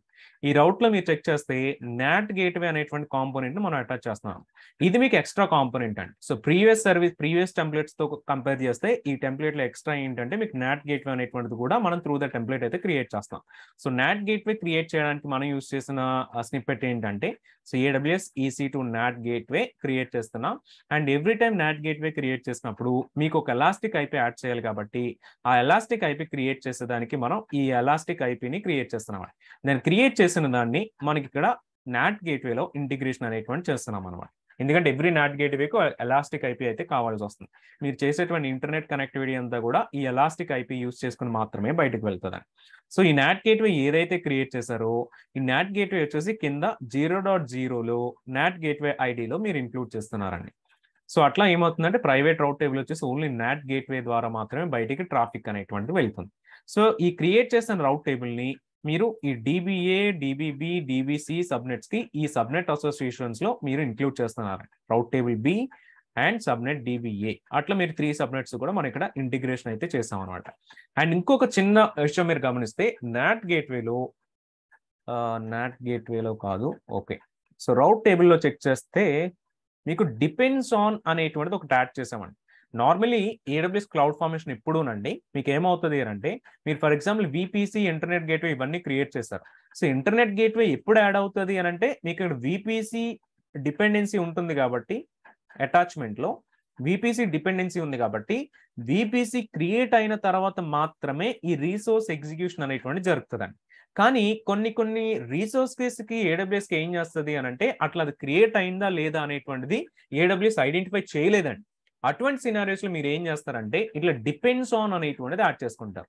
డిపెండ్స్ ఆన్ పెట్టినప్పుడు ఏమవుతుంది అని అంటే, ఇప్పుడు మీరు నేను రౌట్ టేబుల్లో ఈ రౌట్ యాడ్ చేస్తున్నాను అని అంటే ఇక్కడ నాకు నాట్ గేట్వే డిపెండెన్సీ ఉందండి. సో ఈ డిపెండెన్సీ ఉంది కానీ బట్ క్లౌడ్ ఫార్మేషన్ వచ్చేసి దీని డిపెండెన్సీని ఐడెంటిఫై చేయలేకపోయిందండి. సో అందు గురించి నేనేం చేశానంటే ఎక్స్ప్లిసిట్ గా డిపెండ్స్ ఆన్ అనేటువంటి పారామీటర్ ఉంటుంది. సో ఈ డిపెండ్స్ ఆన్ అనేటువంటి దాన్ని నేను ఇక్కడ యాడ్ చేస్తాను. దేనిపైన డిపెండ్ అవ్వమంటున్నానండి, నాట్ గేట్వే క్రియేట్ అయ్యేంత వరకు కూడా ఈ రిసోర్స్ ని ఎగ్జిక్యూట్ చేయొద్దని చెప్పేసి నేను క్లౌడ్ ఫార్మేషన్ కి ఇన్స్ట్రక్షన్ ఇస్తాను. అందు గురించి అటువంటి కైండ్ ఆఫ్ సినారియోస్ లో మీరు డిపెండ్స్ ఆన్ అనేటువంటిది పెడతారు. సేమ్ ఇది టెరాఫార్మ్ లో చూసుకున్నా మీకు డిపెండ్స్ ఆన్ అనేటువంటి కనిపిస్తూ ఉంటుంది. ఏదైనా ఒక రీసోర్స్ క్రియేట్ అయిన తర్వాత ఒక సీక్వెన్స్ లో క్రియేట్ అవ్వాలి అని అంటే నాట్ గేట్వే క్రియేట్ అయిన తర్వాత ఈ రౌట్ యాడ్ అవ్వాలి అన్నప్పుడు మనం ఈ డిపెండ్స్ ఆన్ అనేటువంటి యూస్ చేస్తాం. సో ఇటువంటి కైండ్ ఆఫ్ వేరే రిక్వైర్మెంట్స్ వచ్చిన వాటిలో కూడా మీరు ఇదే యూస్ చేయొచ్చండి. సేమ్ అట్లా కిందకి వస్తే మనకి వర్డ్ప్రెస్ DB EC2 సర్వర్ ఉందండి. అండ్ అగైన్ ఇందులో మీకు చెక్ చేస్తే యూజర్ డేటా అంతా కూడా ప్రీవియస్ గా మనం ఎట్లయితే డిప్లాయ్ చేస్తాం యూజర్ డేటా డిప్లాయ్ చేసేటప్పుడు సేమ్ అదే కంటెంట్ కూడా మీకు ఇక్కడ కూడా కనిపిస్తుందండి. అండ్ మీకు దీనికి ఒక ఎలాస్టిక్ IP అనేటువంటి కూడా యాడ్ చేస్తాం for this particular WordPress DB EC2 server కండి. అండ్ దీనికి వచ్చే సెపరేట్ సెక్యూరిటీ గ్రూప్ యాడ్ చేస్తాం. ఇందులో port number 22, port number 80 common as usual, difference ఏం లేదు. అండ్ కానీ మీకు సెకండ్ సర్వర్ తీసుకుంటే ఇది మీకు MySQL EC2 అండి. సో MySQL సెటప్ చేసినటువంటి ఒక EC2 సేమ్ ఇక్కడ కూడా మీకు సేమ్ కాన్ఫిగరేషన్స్ ఉంటాయి, బట్ ఓన్లీ DB కాన్ఫిగరేషన్ మాత్రమే ఇక్కడ ఉంటుందండి. ప్రీవియస్ మేము ఏదైతే కమాండ్స్ యాడ్ చేస్తామో అవే కమాండ్స్ మీకు ఇక్కడ కూడా ఉంటాయి వితౌట్ ఎనీ డిఫరెన్స్. దీనికి వచ్చేసి మనం ఒక సెక్యూరిటీ గ్రూప్ యాడ్ చేస్తాం. ఆ సెక్యూరిటీ గ్రూప్ లో చెక్ చేస్తే మీకు 3306 అనేటువంటిది ఇంక్లూడ్ చేస్తామండి. 3306 కి మీకు చూస్తే కనుక మనం ఒక సెక్యూరిటీ గ్రూప్ రెఫరెన్స్ ని పెడుతున్నాం అండి. ఏ ఐపీస్ ని మనం ఇక్కడ అలౌ చేయట్లేదు. ప్రీవియస్ గా ఉన్నటువంటి వర్డ్ప్రెస్ సర్వర్ ఏదైతే ఉందో దాని రిఫరెన్స్ వస్తేనే యాక్సెప్ట్ చేసే విధంగా పోర్ట్ నెంబర్ 3306 అంటే MySQL పోర్ట్ అండి. ఆ ఒక్క పోర్ట్ నే మనం అలౌ చేస్తాం. ఇట్లా సెక్యూరిటీ అనేటువంటిది కూడా ప్రొవైడ్ చేస్తాం. వీటితో పాటు ఇదే టెంప్లెట్ లో మీరు చెక్ చేస్తే EC2కి అటాచ్ చేసేటువంటి ఒక IAM రోల్ ని క్రియేట్ చేస్తున్నామండి. IAM రోల్ కి వచ్చేసి SSM యాక్సెస్ ఇస్తున్నాం and cloud watch agent server policy కూడా యాడ్ చేస్తున్నాం. ఎందుకు యాడ్ చేస్తున్నామంటే మీకు చెక్ చేస్తే కనుక ఇక్కడ మీరు క్లౌడ్ వాచ్ ఏజెంట్ కాన్ఫిగరేషన్ అనేటువంటిది ఒకటి క్రియేట్ చేసేస్తున్నామండి. ఎర్లియర్ గా ఇది మనం మాన్యువల్ గా సెటప్ చేసాం, కానీ ఇదే మీరు ఇది దేనికి అని అంటే క్లౌడ్ వాచ్ లో కస్టమ్ లాగ్స్ కానీ కస్టమ్ మెట్రిక్స్ కానీ తెచ్చుకోవాలని కూడా మనం క్రియేట్ చేసిన కాన్ఫిగరేషన్ అండి. సో అదే కాన్ఫిగరేషన్ మనం ఏం చేస్తాం అంటే క్లౌడ్ ఫార్మేషన్ ద్వారా ఇంక్లూడ్ చేసేస్తామండి.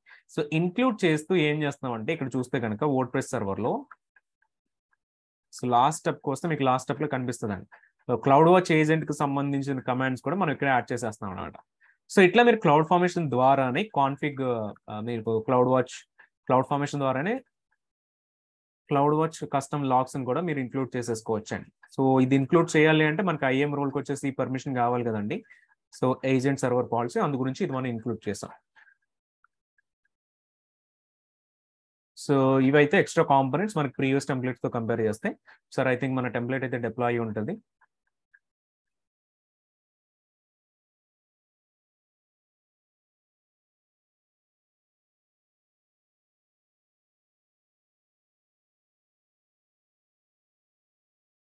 సో మన టెంప్లెట్ అయితే డిప్లాయ్మెంట్ కంప్లీట్ అయిందండి. సార్ మన EC2 సర్వీస్కి వెళ్దాం. ఇన్స్టెన్సెస్. సో ఫస్ట్ మనం చెప్పుకున్న టాపిక్ ప్రకారం అంటే మనం చూసినటువంటి మోనోలిథిక్ టు 2-tier ఆర్కిటెక్చర్ కనుక చూస్తేనండి ఫస్ట్ మనకి వర్డ్ప్రెస్ అండ్ DB కూడా రెండు కూడా మనకి ఇదే సర్వర్ లో ఉన్నాయండి. సో ఈ సర్వర్ లో ఉన్నటువంటి దాన్ని మనం సెపరేట్ చేసి సెకండ్ సర్వర్ లోకి పాస్ చేస్తాం. సో ఫస్ట్ వచ్చేసి WordPress and DB EC2 connect అవ్వండి. సో పబ్లిక్ ఐపీతో కనెక్ట్ చేస్తే మనకు నార్మల్ వర్డ్ప్రెస్ సెటప్ మనకి ఇక్కడ కనిపిస్తూ ఉంటుంది. సో మనం ఇది మైగ్రేషన్ చేసినప్పుడు సెపరేట్ చేసినప్పుడు ఆ డిఫరెన్షియేషన్ మనకు తెలియడం కోసం జస్ట్ ఒక స్మాల్ పోస్ట్ అనేటువంటిది క్రియేట్ చేద్దాం. So some user name and password వచ్చేసి ఫర్ సింప్లిసిటీ మీరు ఏం చేస్తారంటే క్లౌడ్ ఫార్మేషన్ లో పారామీటర్స్ లో యాడ్ చేస్తుంది, ఇక్కడ యాడ్ చేసిన పాస్వర్డ్ ఇక్కడ కూడా యాడ్ చేసుకోండి. So just for simplicity that's it. Install WordPress, login, so admin and ఇప్పుడు ఏదైతే పాస్వర్డ్ ఇచ్చారో అదే పాస్వర్డ్ యాడ్ చేయండి, login.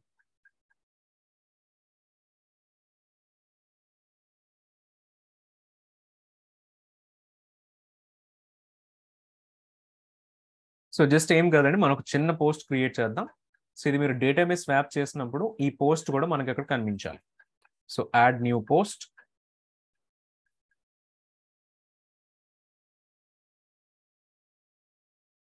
So testing 2-tier architecture just ఇదే కంటెంట్ జస్ట్ పేస్ట్ చేద్దాం, that's it. So click on publish. So ఈ ఐపీని మీరు ఇక్కడ నుంచి యాక్సెస్ చేసినా వస్తుంది. సో నేను మీకు చార్ట్లో కూడా యాడ్ చేస్తాను.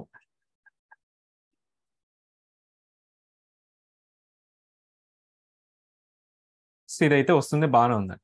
నేను ఏం చేస్తానండి, ఇప్పుడు ఒకసారి సర్వర్ కనెక్ట్ అయ్యి క్లిక్ ఆన్ కనెక్ట్.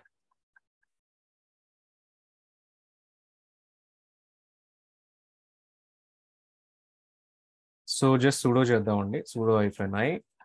మీకు ఇక్కడ కమాండ్స్ వచ్చేసరికి నేను కమాండ్స్ ఫైల్ కూడా ఒకటి షేర్ చేస్తానండి.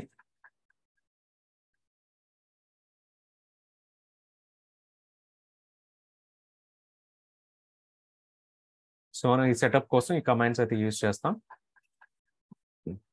సో ఒకసారి ఏం టెస్ట్ చేస్తారంటే సర్వీస్ MariaDB స్టాప్ అనేటువంటిది మీ సర్వర్లో ఎగ్జిక్యూట్ చేయండి. సో మీకు ఏదైతే డేటాబేస్ మీరు సర్వర్లో కాన్ఫిగర్ చేశారో అదే సర్వర్లో డేటాబేస్ని స్టాప్ చేసేసారు.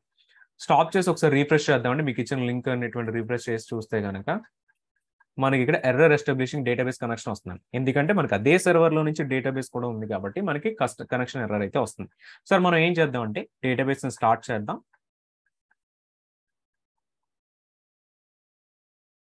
స్టార్ట్ చేసి డేటాబేస్ స్టార్ట్ అయ్యి సో మళ్ళీ రీఫ్రెష్ చేసినప్పుడు మనకి డేటాబేస్ ఎర్రర్ కాకుండా ఏదైతే పోస్ట్ మనం యాడ్ చేసి పోస్ట్ అంతా కూడా వస్తుంది అన్నమాట. ఫైన్, బాగానే ఉందండి. ఇప్పుడు మనం ఏం చేస్తామంటేనండి, ఇప్పుడు మనం క్రియేట్ చేసిన డేటాబేస్లో పోస్ట్ అనేటువంటిది ఉంది కాబట్టి ఇక్కడ మనం ఈ డేటాబేస్ని మనం బ్యాకప్ తీసుకుంటామండి. బ్యాకప్ తీసుకున్న దాన్ని సెకండ్ డేటాబేస్లోకి మనం ఇంపోర్ట్ చేస్తాం. ఇక్కడ బ్యాకప్ని ఎక్స్పోర్ట్ చేస్తున్నాం, సెకండ్ డేటాబేస్లోకి ఇంపోర్ట్ చేస్తాం. సో చూద్దాం. సో MySQL లో యూజ్ చేసుకుని ఎక్స్పోర్ట్ చేయాలి అని అంటే మనం ఈ కమాండ్ అయితే యూజ్ చేస్తామండి. ఇక్కడ -u అంటే రూట్ యూజర్, దెన్ -p అంటే పాస్వర్డ్ వస్తుందండి, DemoDB అంటే ఇది మీకు డేటాబేస్ నేమ్ అండి. అండ్ ఇదంతా కూడా మీకు ఏ ఫైల్లోకి ఎక్స్పోర్ట్ అవుతుంది అంటే demodb.sql అనేటువంటి ఫైల్లోకి అయితే ఎక్స్పోర్ట్ అవుతుంది. సో సేమ్ కమాండ్ మనం ఎగ్జిక్యూట్ చేస్తాను. సో మీకు పాస్వర్డ్ అడుగుతుందండి. పాస్వర్డ్ వచ్చేసి అగైన్ మీరు క్లౌడ్ ఫార్మేషన్లోకి వెళ్తే మీరు ఇక్కడ ఉన్న పాస్వర్డ్ని కాపీ చేసుకొని EC2 ఇన్స్టెన్స్ కనెక్ట్ మీరు ఆ పాస్వర్డ్ని యాడ్ చేస్తే షిఫ్ట్ ఇన్సర్ట్ చేస్తే మీకు పాస్వర్డ్ వస్తుందండి, కానీ యాడ్ అయినట్టయితే కనిపించదు. సో జస్ట్ వన్స్ మీరు షిఫ్ట్ ప్లస్ ఇన్సర్ట్ చేసి ఎంటర్ చేస్తే మీకు పాస్వర్డ్ సక్సెస్ అయితే కనుక మీకు ఇట్లా వస్తుంది. LL చేశారనుకోండి మీకు demodb.sql ఏదైతే ఫైల్ ఉందో ఈ ఫైల్ ఇక్కడ గ్రేటర్ దాన్ ఇస్తున్నారండి. సో గ్రేటర్ దాన్ ఇచ్చినప్పుడు MySQL డంప్కి MySQL డేటాబేస్లో ఈ పర్టికులర్ DemoDB డేటాబేస్లో ఉన్నటువంటి కంటెంట్ అంతా కూడా demodb.sql లోకి ఎక్స్పోర్ట్ అయిపోతుంది. దీన్నే మీరు క్యాట్ DemoDB అనేటువంటి దాంట్లో కూడా చెక్ చేయొచ్చు. సో చెక్ చేస్తే ఇవన్నీ కూడా డేటాబేస్ రిలేటివ్ కమాండ్స్ అన్ని కూడా మనకి కనిపిస్తూ ఉన్నాయి. సో జస్ట్ ఒకసారి కంట్రోల్-C చేద్దాం. మరి చాలా కంటెంట్ ఉంది. ఇదంతా డేటాబేస్లో ఉన్నటువంటి కంటెంట్ అండి.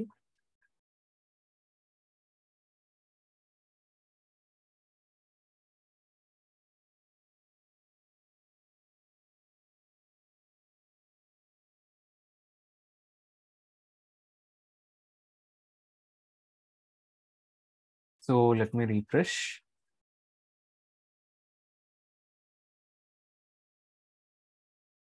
sudo -i LL చేద్దాం. సో demodb.sql అయితే ఇక్కడ కనిపిస్తున్నారు. సో దీన్ని మీరు ఇప్పుడు ఏం చేస్తారనంటే కమాండ్స్ ఫైల్లో చెక్ చేస్తే మీకు ఈ ఏదైతే బ్యాకప్ మీరు క్రియేట్ చేసుకున్నారో ఈ బ్యాకప్ నుండి సెకండ్ సర్వర్ అంటే మీకు ఇక్కడ చెక్ చేస్తే సెకండ్ సర్వర్ యొక్క ప్రైవేట్ IP అడ్రస్ యాడ్ చేసి అందులో మనం సేమ్ DemoDBలోకి అయితే మనం ఇన్సర్షన్ అయితే చేస్తున్నాం. ఇక్కడ గ్రేటర్ దాన్ యూస్ చేస్తే ఎక్స్పోర్ట్ అండి, లెస్ దాన్ సింబల్ యూస్ చేస్తే ఇంపోర్ట్ చేయడం అన్నమాట. సో ఇదంతా కాపీ చేసుకుంటే మనం సెకండ్ సర్వర్లోకి రీస్టోరేషన్ చేయొచ్చు. సో నేను ప్రైవేట్ IP ప్లేస్లో మన సర్వర్ యొక్క ప్రైవేట్ IPని యాడ్ చేస్తాను. సెకండ్ సర్వర్ ఉంది కదండి, MySQL DB EC2 private IP copy చేసుకోండి. సో ఇది మీకు ప్రైవేట్ సబ్నెట్లో ఉంది ఫస్ట్ థింగ్. రెండోది వచ్చేసి సెక్యూరిటీ గ్రూప్లో ఓన్లీ 3306 మాత్రం అలౌ అయింది. ఓకే, సో ఆల్ పోర్ట్స్ వచ్చేసి మనం మోనోలిథిక్ టు మైక్రోలిథిక్ సర్వీస్ అయితే అలౌ చేస్తాం. సో ఓకే, ఇది అవుట్ బౌండ్. ఇన్ బౌండ్ వచ్చేసి 3306 మనకి ఓన్లీ ఫస్ట్ సెక్యూరిటీ గ్రూప్ మాత్రం అలౌ చేస్తామండి. సో MySQL -host ప్లేస్లో ప్రైవేట్ IP అడ్రస్ యాడ్ చేస్తున్నారు. -new demo user DemoDB password వచ్చేసి అడుగుతుంది. అగైన్ మీరు క్లౌడ్ ఫార్మేషన్ వెళ్ళి సేమ్ పాస్వర్డ్ కాపీ చేసుకుని సేమ్ పాస్వర్డ్ అయితే యూజ్ చేయొచ్చు. So enter. సో సెకండ్ సర్వర్లోకి అయితే ఇంపోర్ట్ అయిపోయింది. మీరు ఇప్పుడు ఒక పని చేద్దామండి. సేమ్ ప్రీవియస్గా మనం ఏదైతే కమాండ్ రన్ చేసి స్టాప్ చేసేసామో మరే డీబీని స్టాప్ చేసేస్తున్నానండి. స్టాప్. ఇక్కడ రీఫ్రెష్ చేయండి ఒకసారి. రీఫ్రెష్ చేసినా మనకు సైట్ అయితే రాదు.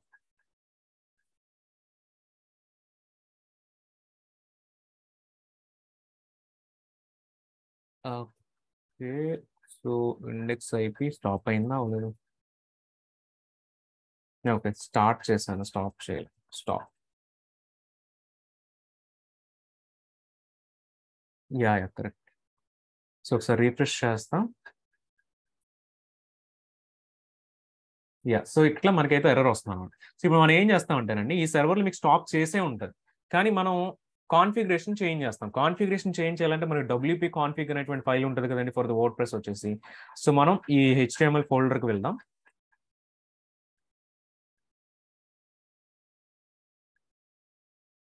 దెన్ ఇక్కడ మీకు WP కాన్ఫిగ్ ఫైల్ ఉంటుంది.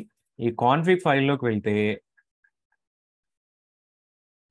సో ఇక్కడ కొంచెం కిందకు వస్తానండి, మీకు DB నేమ్ అనేటువంటిది కనిపిస్తుంది, DB యూజర్ కనిపిస్తున్నాడు, DB పాస్వర్డ్ కనిపిస్తున్నాడు, DB హోస్ట్ కూడా కనిపిస్తుంది. ప్రెసెంట్ ఈ అప్లికేషన్ ఏ డేటాబేస్ కనెక్ట్ అవుతుందంటే సేమ్ సర్వర్లో హోస్ట్ అయినటువంటి డేటాబేస్ కనెక్ట్ అవుతుంది. అందుకే మీకు ఇక్కడ లోకల్ హోస్ట్ అయితే ఉందండి. ఇప్పుడు మనం సెకండ్ సర్వర్లో డిప్లాయ్ చేస్తాం కాబట్టి ఈ హోస్ట్ ప్లేస్లో మీరు ఏం చేస్తారంటేనండి, సెకండ్ సర్వర్ యొక్క IP చేంజ్ చేస్తారు. సో చేంజ్ చేద్దామండి. Click on I for insert. Then ఒకసారి ఇవి డిలీట్ చేయండి. డిలీట్ చేసి సో జస్ట్ DB హోస్ట్ ప్లేస్లో ప్రైవేట్ IP అడ్రస్ని రీప్లేస్ చేద్దాం. సో ఇన్స్టెన్సెస్ డీటెయిల్స్ ప్రైవేట్ IPతో రీప్లేస్ చేసాం. అండ్ అగైన్ కొన్ని సార్లు వచ్చేసి మీకు DB నేమ్ చేంజ్ ఉండొచ్చు, DB యూజర్ చేంజ్ ఉండొచ్చు, DB పాస్వర్డ్ కూడా చేంజ్ ఉండొచ్చు. కానీ ఇవన్నీ కూడా మన same user name, same password, same database name తోటి క్రియేట్ చేసాం కాబట్టి మనకి సో ఒక్క హోస్ట్ నేమ్ ఒకటి చేంజ్ చేస్తున్నామండి. అండ్ ఇదే కేసులో కనుక మీరు RDS యూజ్ చేస్తున్నారు అనుకోండి, RDS యూజ్ చేస్తే RDS సర్వీస్కి ఏదైతే ఎండ్ పాయింట్ వస్తుందో అది మనం రేపటి డెమోలో చేస్తామండి. ఏదైతే ఎండ్ పాయింట్ వస్తుందో ఇన్స్టెడ్ ఆఫ్ ఇక్కడ EC2 ప్రైవేట్ IP బదులు RDSకి వచ్చేటువంటి ఎండ్ పాయింట్ మనం హోస్ట్ ప్లేస్లో యాడ్ చేస్తాం. సో అప్పుడు ఏమవుతుందంటే ఈ వర్డ్ ప్రెస్ అంతా కూడా మనకి RDSకి కనెక్ట్ అవుతూ ఉంటుంది. ప్రెజెంట్ అయితే మనం EC2 ప్రైవేట్ IP యాడ్ చేసాం కాబట్టి EC2కి మాత్రం కనెక్ట్ అవుతుంది. So escape shift colon WQ to save the file. So ఇప్పుడు చూద్దామండి. మీరు రీఫ్రెష్ చేస్తే నేను ఇంకా డేటాబేస్ టాప్లోనే ఉంది, కానీ ఇది రీఫ్రెష్ చేస్తే మీకు వెబ్సైట్ వస్తుందండి. ఎక్కడి నుంచి వస్తుంది అని అంటే ఇక్కడ మీకు సెకండ్ సర్వర్ సెకండ్ EC2కు కనెక్ట్ అయ్యి సెకండ్ EC2 నుంచి కూడా అక్కడ మీరు ఇంపోర్ట్ చేసిన డేటాబేస్ నుంచి కూడా మీకు డేటా అయితే వస్తూ ఉంటుందండి. సో ఇట్లా మీరు ఏమో చేస్తారంటే మీ అప్లికేషన్ కాన్ఫిగరేషన్ బట్టి కూడా మీరు మీ అప్లికేషన్లో ఏ డేటాబేస్ కనెక్ట్ అవ్వాలనేటువంటి చేంజ్ చేస్తూ ఉంటారు. ఎర్లియర్గా వచ్చేసి మనం ఓన్లీ వన్ సర్వర్లోనే మనం మోనోలిథిక్ ఆర్కిటెక్చర్ అయితే డిప్లాయ్ చేస్తాం, కానీ దాన్ని ఇప్పుడు మనం 2 టైర్ ఆర్కిటెక్చర్ మనం ఇట్లా స్ప్లిట్ అప్ చేసుకొని ఇట్లా మనం యూజ్ చేస్తాం. సో అప్కమింగ్ సెషన్స్ లో వచ్చేసి మనం RDS కూడా కన్వర్షన్ చేసి RDS అనేటువంటిది యూజ్ చేస్తూ ఉంటాం. So that is about the demo అండి. సో ఒకవేళ క్వెరీస్ ఉంటే మీరు యాడ్ చేయండి.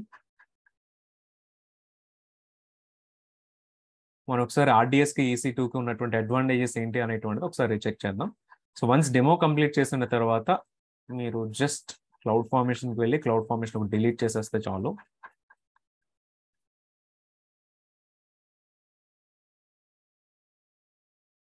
పైన ఇక్కడ 2 సర్వర్స్ క్రియేట్ అయినాయి కాబట్టి మనకి EFS అంటే అది మీకు ఫ్రీ టైర్లో వస్తుంది. సో 1 డే రన్ అయినా మనకి అంత చార్జెస్ అయితే రావు. కానీ బట్ మోనోలిథిక్ అయితే మీకు ఇక్కడ 2 సర్వర్స్ ఉంటాయి కాబట్టి 2 సర్వర్స్ మీకు అవుట్ ఆఫ్ 20 మంత్లీ లిమిట్ కనుక దాటిపోతే చార్జెస్ వస్తాయి. సో ఇది మీకు డిలీట్ అయిందా లేదా అనేటువంటి కన్ఫర్మేషన్ తీసుకోండి ఒక 5-10 minutesలో.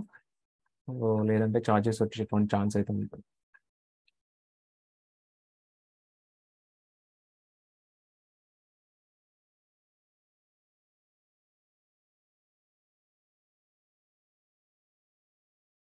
సో ఇక్కడ ఏదైతే ఆర్కిటెక్చర్ ఉందో ఈ ఆర్కిటెక్చర్ ఇంప్లిమెంటేషన్ అంతా కూడా మనం చెక్ చేసామండి.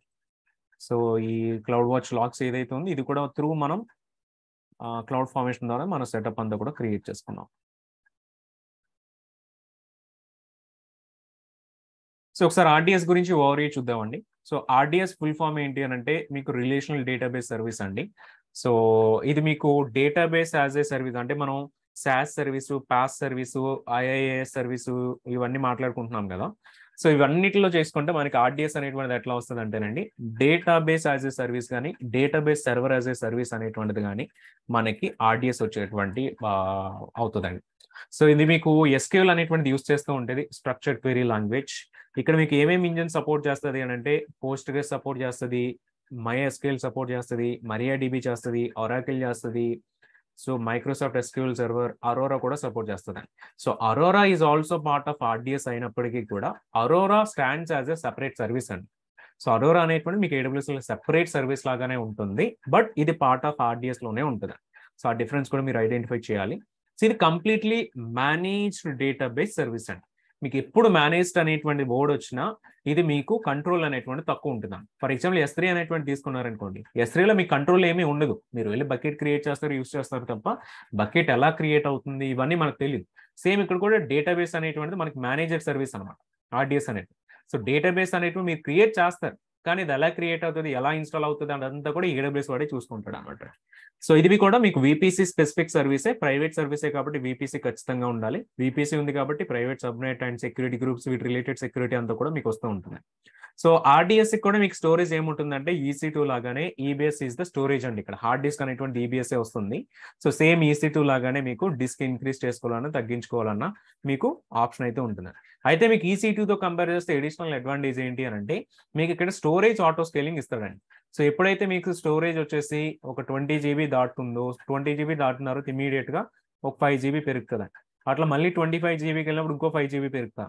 అట్లా ఆటో స్కేలింగ్ అనేవి మీకు స్టోరేజ్ లో అవుతుంది. ఇది మీకు EC2 లేదండి, ఓన్లీ ఆర్డిఎస్ లో మాత్రమే స్టోరేజ్ ఆటో స్కేలింగ్ అనేటువంటి ఉంది. అగైన్ ఈ ఆటో స్కేలింగ్ కూడా అరోరాకు వెళ్ళేసరికి కాన్సెప్ట్ అంతా చేంజ్ అయిపోతుంది. సో అది మనం చూస్తామండి అప్కమింగ్ సెషన్స్ లో. అండ్ ఆర్డిఎస్కి వచ్చేసరికి ఆటోమేటెడ్ బ్యాకప్స్ అనేటువంటిది కూడా AWS వాడు ప్రొవైడ్ చేస్తున్నారు.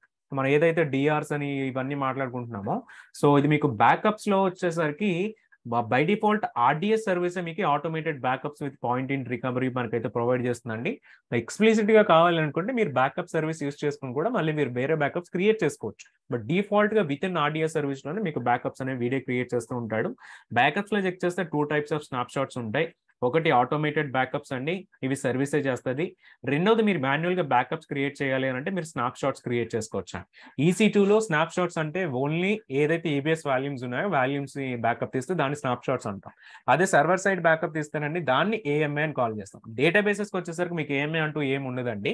డేటాబేసెస్ లో మీకు ఓన్లీ స్నాప్ షాట్స్ అనేవి మాత్రమే ఉంటాయి అన్నమాట. సో మీకు ఇవన్నీ కూడా క్లౌడ్ వాచ్ ద్వారా మీరు మానిటరింగ్ చేసుకోవచ్చు అండి. అండ్ జరిగేటువంటి ఈవెంట్స్ అన్ని కూడా మీరు SNS సర్వీస్ యూస్ చేసుకొని మీరు కాన్ఫిగరేషన్ చేసుకుని సో నోటిఫికేషన్ సెటప్ అయితే చేసుకోవచ్చు. సో మీ ఇక్కడ DR కోసం ఆర్ఎల్స్ హై అవైలబిలిటీ కోసం మల్టీ ఏజీ డిప్లాయ్మెంట్స్ కూడా చేసుకోవచ్చు అండి. సో మల్టీ ఏజీ అంటే ఏంటంటే మనం రేపటి సెషన్లో చూస్తామండి. బట్ ఆర్డిఎస్ అనేటువంటిది ఎందుకు యూస్ చేయాలి, ఆర్డిఎస్ఏ ఎందుకు చూస్ చేసుకోవాలి అంటే కనుక మనం ఒకసారి 3 డిఫరెన్సెస్ చూద్దాం. ఫస్ట్ కేసు వచ్చేసి ఈ DB అనేటువంటిది AWS లో కాదండి, మీ హోస్ట్ పైన ఎక్కడో మీ ఆన్ ప్రెమిస్ లో ఉన్నటువంటి సర్వర్ పైన మీ హోస్ట్ పైన మీరు డిప్లాయ్ చేసుకుంటున్నారు. సో అటువంటిప్పుడు ఏమవుతుంది అని అంటే మీ హార్డ్వేర్ మీరే మేనేజ్ చేసుకోవాలి. అంటే మీకు అక్కడ VM క్రియేట్ అవడం, VM మెయింటైన్ అవడం, VM రిలేటెడ్ అంతా కూడా విర్చువల్ మిషన్ కి సంబంధించినదంతా కూడా మీరే మెయింటైన్ చేయాల్సిన నీడ్ అయితే ఉంటుంది. దెన్ దానిపైన ఆపరేటింగ్ సిస్టమ్ మీరే మేనేజ్ చేయాల్సి వస్తుందండి. దానిపైన DB ఇన్స్టాలేషన్ కూడా మీరే మేనేజ్ చేయాల్సి వస్తుంది. ఇప్పుడు మనం MySQL ఇన్స్టాల్ చేసాం, సో EC2 మనమే క్రియేట్ చేసుకున్నాం, ఇదంతా కూడా మనమే చేసాం. సో ఇదే కనుక మీరు వేరే కేసు తీసుకుంటే ఇది మీరు ఓన్ గా హోస్ట్ చేసినటువంటి సర్వర్ అండి. సో ఇదే AWSకి వచ్చారు, AWS లో EC2 తీసుకున్నారు. EC2 తీసుకున్నప్పుడు వచ్చేటువంటి అడ్వాంటేజ్ ఏంటి, సో EC2 తీసుకున్నప్పుడు ఏమవుతుందంటే హార్డ్వేర్ వచ్చేసి AWS వాడు మేనేజ్ చేస్తాడండి, ఆపరేటింగ్ సిస్టమ్ వచ్చేసి మీరే మేనేజ్ చేస్తారు. Then DB installation, DB configuration అంతా కూడా మీరే మేనేజ్ చేస్తారండి. సో ఒక్కటి మాత్రం AWS మేనేజ్ చేస్తాం, రిమైనింగ్ 2 కూడా కస్టమరే మేనేజ్ చేయాలి. దెన్ ఇదే ఆర్డిఎస్ యూజ్ చేస్తారనుకోండి, మీరు ఆర్డిఎస్ యూజ్ చేసినప్పుడు ఏమవుతుంది అని అంటే AWS ఎవ్రీథింగ్ మేనేజ్ చేస్తుందండి. మీకు హార్డ్వేర్ AWS మేనేజ్ చేస్తాడు, సాఫ్ట్వేర్ ఆపరేటింగ్ సిస్టమ్ AWS వాడు మేనేజ్ చేస్తాడు, అప్గ్రేడేషన్స్ ప్యాచెస్ ఏమైనా ఇవ్వాలన్నా లేదా DB ఇన్స్టాలేషన్, DB కాన్ఫిగరేషన్ కూడా AWS వాడే మేనేజ్ చేస్తాడండి. సో ఇట్లా మీకు ఏమవుతుందంటే ఇవి 3 అడ్వాంటేజెస్ కూడా ఆర్డిఎస్ యూజ్ చేయడం వల్ల వస్తుందండి. ఇంకా మీకు ఇంకా బెనిఫిట్స్ కూడా EC2తో కంపేర్ చేసినప్పుడు, మరి ఇప్పుడు EC2తో చేసాం కదండి, EC2తో చేయడం కంటే ఆర్డిఎస్ అనేటువంటి వచ్చినప్పుడు మనం ఎట్లా చూసుకోవాలి, మనం ఎప్పుడు కూడా కొన్ని బెస్ట్ ప్రాక్టీసెస్ అనేవి మాట్లాడుతూ ఉంటామండి. సో ఏడబ్ల్యూఎస్లో ఎప్పుడైనా మీకు డేటాబేస్ అనేటువంటి వర్డ్ వినిపిస్తుంది అని అంటే, రిలేషనల్ డేటాబేస్ అనేటువంటి వర్డ్ వినిపిస్తుంది అని అంటే, దెన్ మీరు చూస్ చేసుకోవాల్సిన సర్వీస్ ఏంటంటే ఆర్డిఎస్ అనేటువంటి సర్వీస్ అండి. సో అంతేగాని మనం కూర్చొని అగైన్ EC2లో నేను మళ్ళీ సర్వర్ ఇన్స్టాల్ చేసుకుంటాను, కాన్ఫిగరేషన్ చేసుకుంటానంటే ఇట్స్ నాట్ బెస్ట్ ప్రాక్టీస్ అండి, రికమెండేషన్ కాదు. ఎందుకంటే RDS is completely managed by AWS. ఒకసారి ఏం బెనిఫిట్స్ వస్తాయో కూడా చూద్దాం. So RDS is a manager service, okay, ఇది మనకు తెలిసిందే.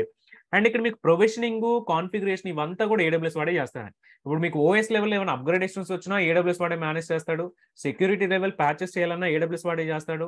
ఇవన్నీ కూడా AWS వాడే మేనేజ్ చేసుకుంటాడు RDS లో. EC2లోనైతే ఈ operating system installations, configurations, management అంతా కూడా మీరే చేసుకోవాల్సి వస్తుంది. ఫస్ట్ టైం వస్తున్నప్పుడు మాత్రమే ఆపరేటింగ్ సిస్టమ్ AWS వాడు కాన్ఫిగర్ చేసి ఇస్తాడు. But second time, third time మీరు ప్యాచెస్ వేయాలంటే అది మీకు మీరు ఓన్గా మీరుగా చేసుకోవాలి. సెకండ్ థింగ్ ఏంటంటే ఆర్డిఎస్ వచ్చేసి ఇందులో డిఫాల్ట్ గా కంటిన్యూస్ బ్యాకప్స్ అనేవి సపోర్ట్ చేస్తుందండి. సో కంటిన్యూస్ బ్యాకప్ సపోర్ట్ చేయడం వల్ల మీకు పాయింట్ ఇన్ టైం అంటే మీకు ఎప్పుడైనా సరే డేటాబేస్ రీస్టోరేషన్ చేసుకునేటువంటి ఆప్షన్ అయితే ఉంటుంది. ఇదే EC2 అయితే కనుక మీకు కంటిన్యూస్ బ్యాకప్ ఆప్షన్ ఉండదు కదండి. మీకు మీరుగా AMS క్రియేట్ చేసుకోవాలి, లేదంటే బ్యాకప్ అనేటువంటి సర్వీస్ యూస్ చేసుకుని ఆ బ్యాకప్ సర్వీస్ ద్వారా మాత్రమే మీరు బ్యాకప్స్ అనేవి ఎస్టాబ్లిష్ చేసుకోవాలి. ఇవి 2 ఆప్షన్స్ ఉంటాయి తప్ప మీకు వేరే ఆప్షన్స్ అయితే ఉండవన్నమాట. సో అండ్ ఇక్కడ వచ్చేటువంటి మెట్రిక్స్ అన్ని కూడా డేటాబేస్ లెవెల్ మెట్రిక్స్ అన్ని కూడా క్లౌడ్ వాచ్లో డైరెక్ట్ గా మీరు మానిటర్ చేసుకోవచ్చు అండి. ఆర్డిఎస్కి వచ్చేసరికి, EC2కి వచ్చేసరికి మీకు జస్ట్ ఓన్లీ CPI ఒకటే కనిపిస్తుంది. ఏజెంట్ ఇన్స్టాల్ చేస్తే మెమరీ వస్తాయి తప్ప డేటాబేస్ మెట్రిక్స్ అయితే రావన్నమాట. అండ్ అగైన్ మీకు పర్ఫార్మెన్స్ పెంచుకోవాలి అనుకుంటే రీడ్ రిప్లికేస్ అని వస్తుందండి. హై అవైలబిలిటీ పెంచుకోవాలంటే మీకు DR setup, for example disaster recoveries కి మల్టీ ఏజీ అనేటువంటిది కూడా సెటప్ చేసుకోవచ్చు, రీడ్ రిప్లికేస్ చేసుకోవచ్చు. ఇవన్నీ మనం ఫర్దర్ గా డిస్కస్ చేస్తాం, బట్ ఇవి యాడెడ్ ఫీచర్స్ కింద మనం చెప్పుకోవచ్చు అండి. సో ఎప్పుడైతే ఈ OS level upgradations, DB level upgradation చేస్తుందో అవి ఎప్పుడు అప్గ్రేడ్ చేయాలి అనేటువంటి విండో టైమ్ స్లాట్స్ కూడా మనం మెన్షన్ చేయొచ్చు. సో ఆ టైమ్స్ లో మాత్రమే ఇది మీకు అప్గ్రేడ్ అవుతూ ఉంటుంది. అండ్ మీకు స్కేలింగ్ క్యాపబిలిటీ ఉంటుంది, horizontal scaling or vertical scaling based on the requirement బట్టి మనం చూస్ చేసుకోవచ్చు. స్టోరేజ్ వచ్చేసి మీకు EBS సపోర్టెడ్ ఉంటుందండి. కానీ ఒకటి ఏంటి అని అంటే EC2s కి మీరు SSH చేసుకోవచ్చు, లైనక్స్ అయితే. విండోస్ అయితే RDP చేసుకోవచ్చు అండి. బట్ ఇక్కడ మీకు RDSకి వచ్చేసరికి SSH అనేటువంటిది మీరు చేయలేరండి. మీకు పాసిబిలిటీ అనేటువంటిది ఇక్కడ ఉండదు, ఎందుకంటే which is completely manage by AWS కాబట్టి ఆపరేటింగ్ సిస్టమ్ ఇన్స్టాలేషన్ అయినా కానీ, లేకపోతే మీకు ప్యాచ్ అప్గ్రేడేషన్స్ కానీ, DB లెవెల్ అప్గ్రేడేషన్స్ కానీ ఇవన్నీ కూడా AWS వాడే మేనేజ్ చేస్తాడు. సో కాబట్టి మీకు ఆ SSH యాక్సెస్ అనేటువంటిది మీకు AWS వాడు ఇవ్వడండి. సో కాబట్టి ఇది కూడా మీరు కన్సిడరేషన్ చేసుకోవాలి. ఒకవేళ మీకు ఆపరేటింగ్ సిస్టమ్ లెవెల్ యాక్సెస్ అవసరం లేకుండా ఇవన్నీ ఫీచర్స్ కావాలనుకుంటే RDS అనేటువంటి చూస్ చేసుకోండి. ఇన్ కేస్ మీకు ఆపరేటింగ్ సిస్టమ్ లెవెల్ యాక్సెస్ కూడా కావాలి అనుకుంటే ఓన్లీ ఆ ఒక్క కేసులో మాత్రమే మీరు EC2 అనేటువంటి చూస్ చేస్తారు. రిమైనింగ్ అన్ని కేసెస్ లో కూడా మీరు RDS మాత్రమే యూస్ చేస్తారండి. సో ఇది మీకు RDS ఉన్నటువంటి అడ్వాంటేజెస్ కంపేర్ టు EC2 అన్నమాట. సో అందు గురించి బేస్డ్ ఆన్ ఇవన్నీ అడ్వాంటేజెస్ తో మనం RDS అనేటువంటిది రికమెండ్ చేస్తూ కూడా ఉంటాం. సో ఇదండి మనకి RDS ఇంట్రొడక్షన్ గురించి. మన ఫర్దర్ డిస్కషన్స్ లో RDS గురించి కూడా చెక్ చేద్దాం, ఎట్లా డెమో చేయాలి, ఎట్లా కనెక్టివిటీ చేయాలి, సేమ్ వర్డ్ప్రెస్ అప్లికేషన్కి ఎట్లా కనెక్టివిటీ చేయాలి, లేకపోతే అక్కడ మనకు మల్టీ ఏజీ ఎట్లా సెటప్ చేయాలి, రీడ్ రెప్లికేస్ ఎట్లా సెటప్ చేసుకోవాలి, ఇవన్నీ కూడా మనం చెక్ చేస్తాం. సో చాలా డిఫరెంట్ ఫీచర్స్ చెక్ చేస్తామండి. So that is all about today's session. So మీకు క్వెరీస్ ఉంటే మీరు ఒకసారి చాట్లో యాడ్ చేయొచ్చు. Otherwise we can connect again in the tomorrow's morning.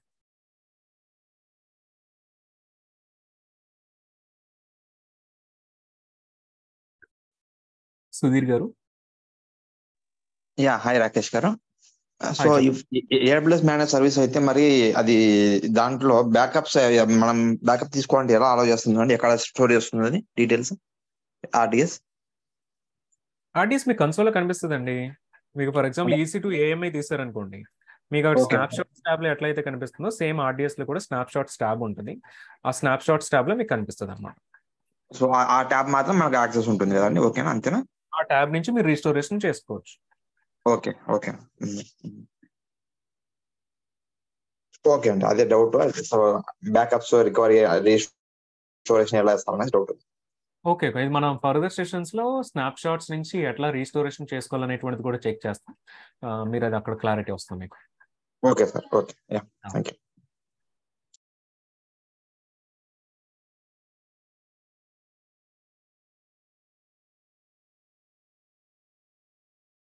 Yeah, Surya Teja గారు, మీకు DB tyre, application tyre, web tyre అన్ని కూడా సింగిల్ సర్వర్ మీద ఉంటే దానినే మోనోలిథిక్ అంటాం.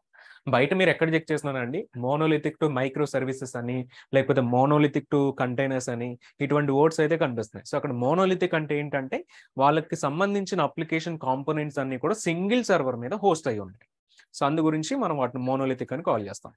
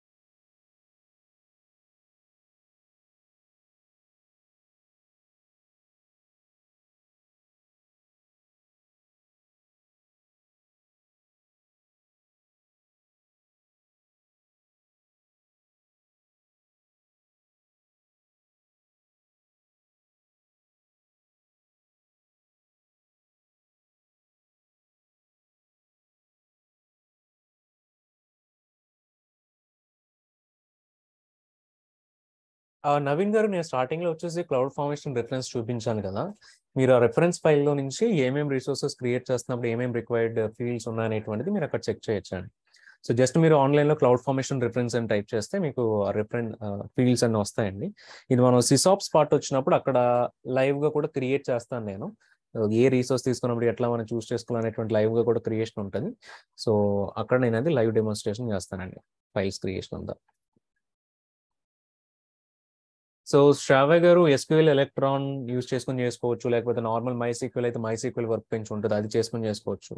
మేబీ మీరు పబ్లిక్ లో పెట్టి క్రియేట్ చేయలేదు అనుకుంటే డేటాబేస్ ని, అందుకని అది క్రియేట్ అయ్యి యాక్సెస్ అయ్యి ఉండదు నాకు తెలిసి.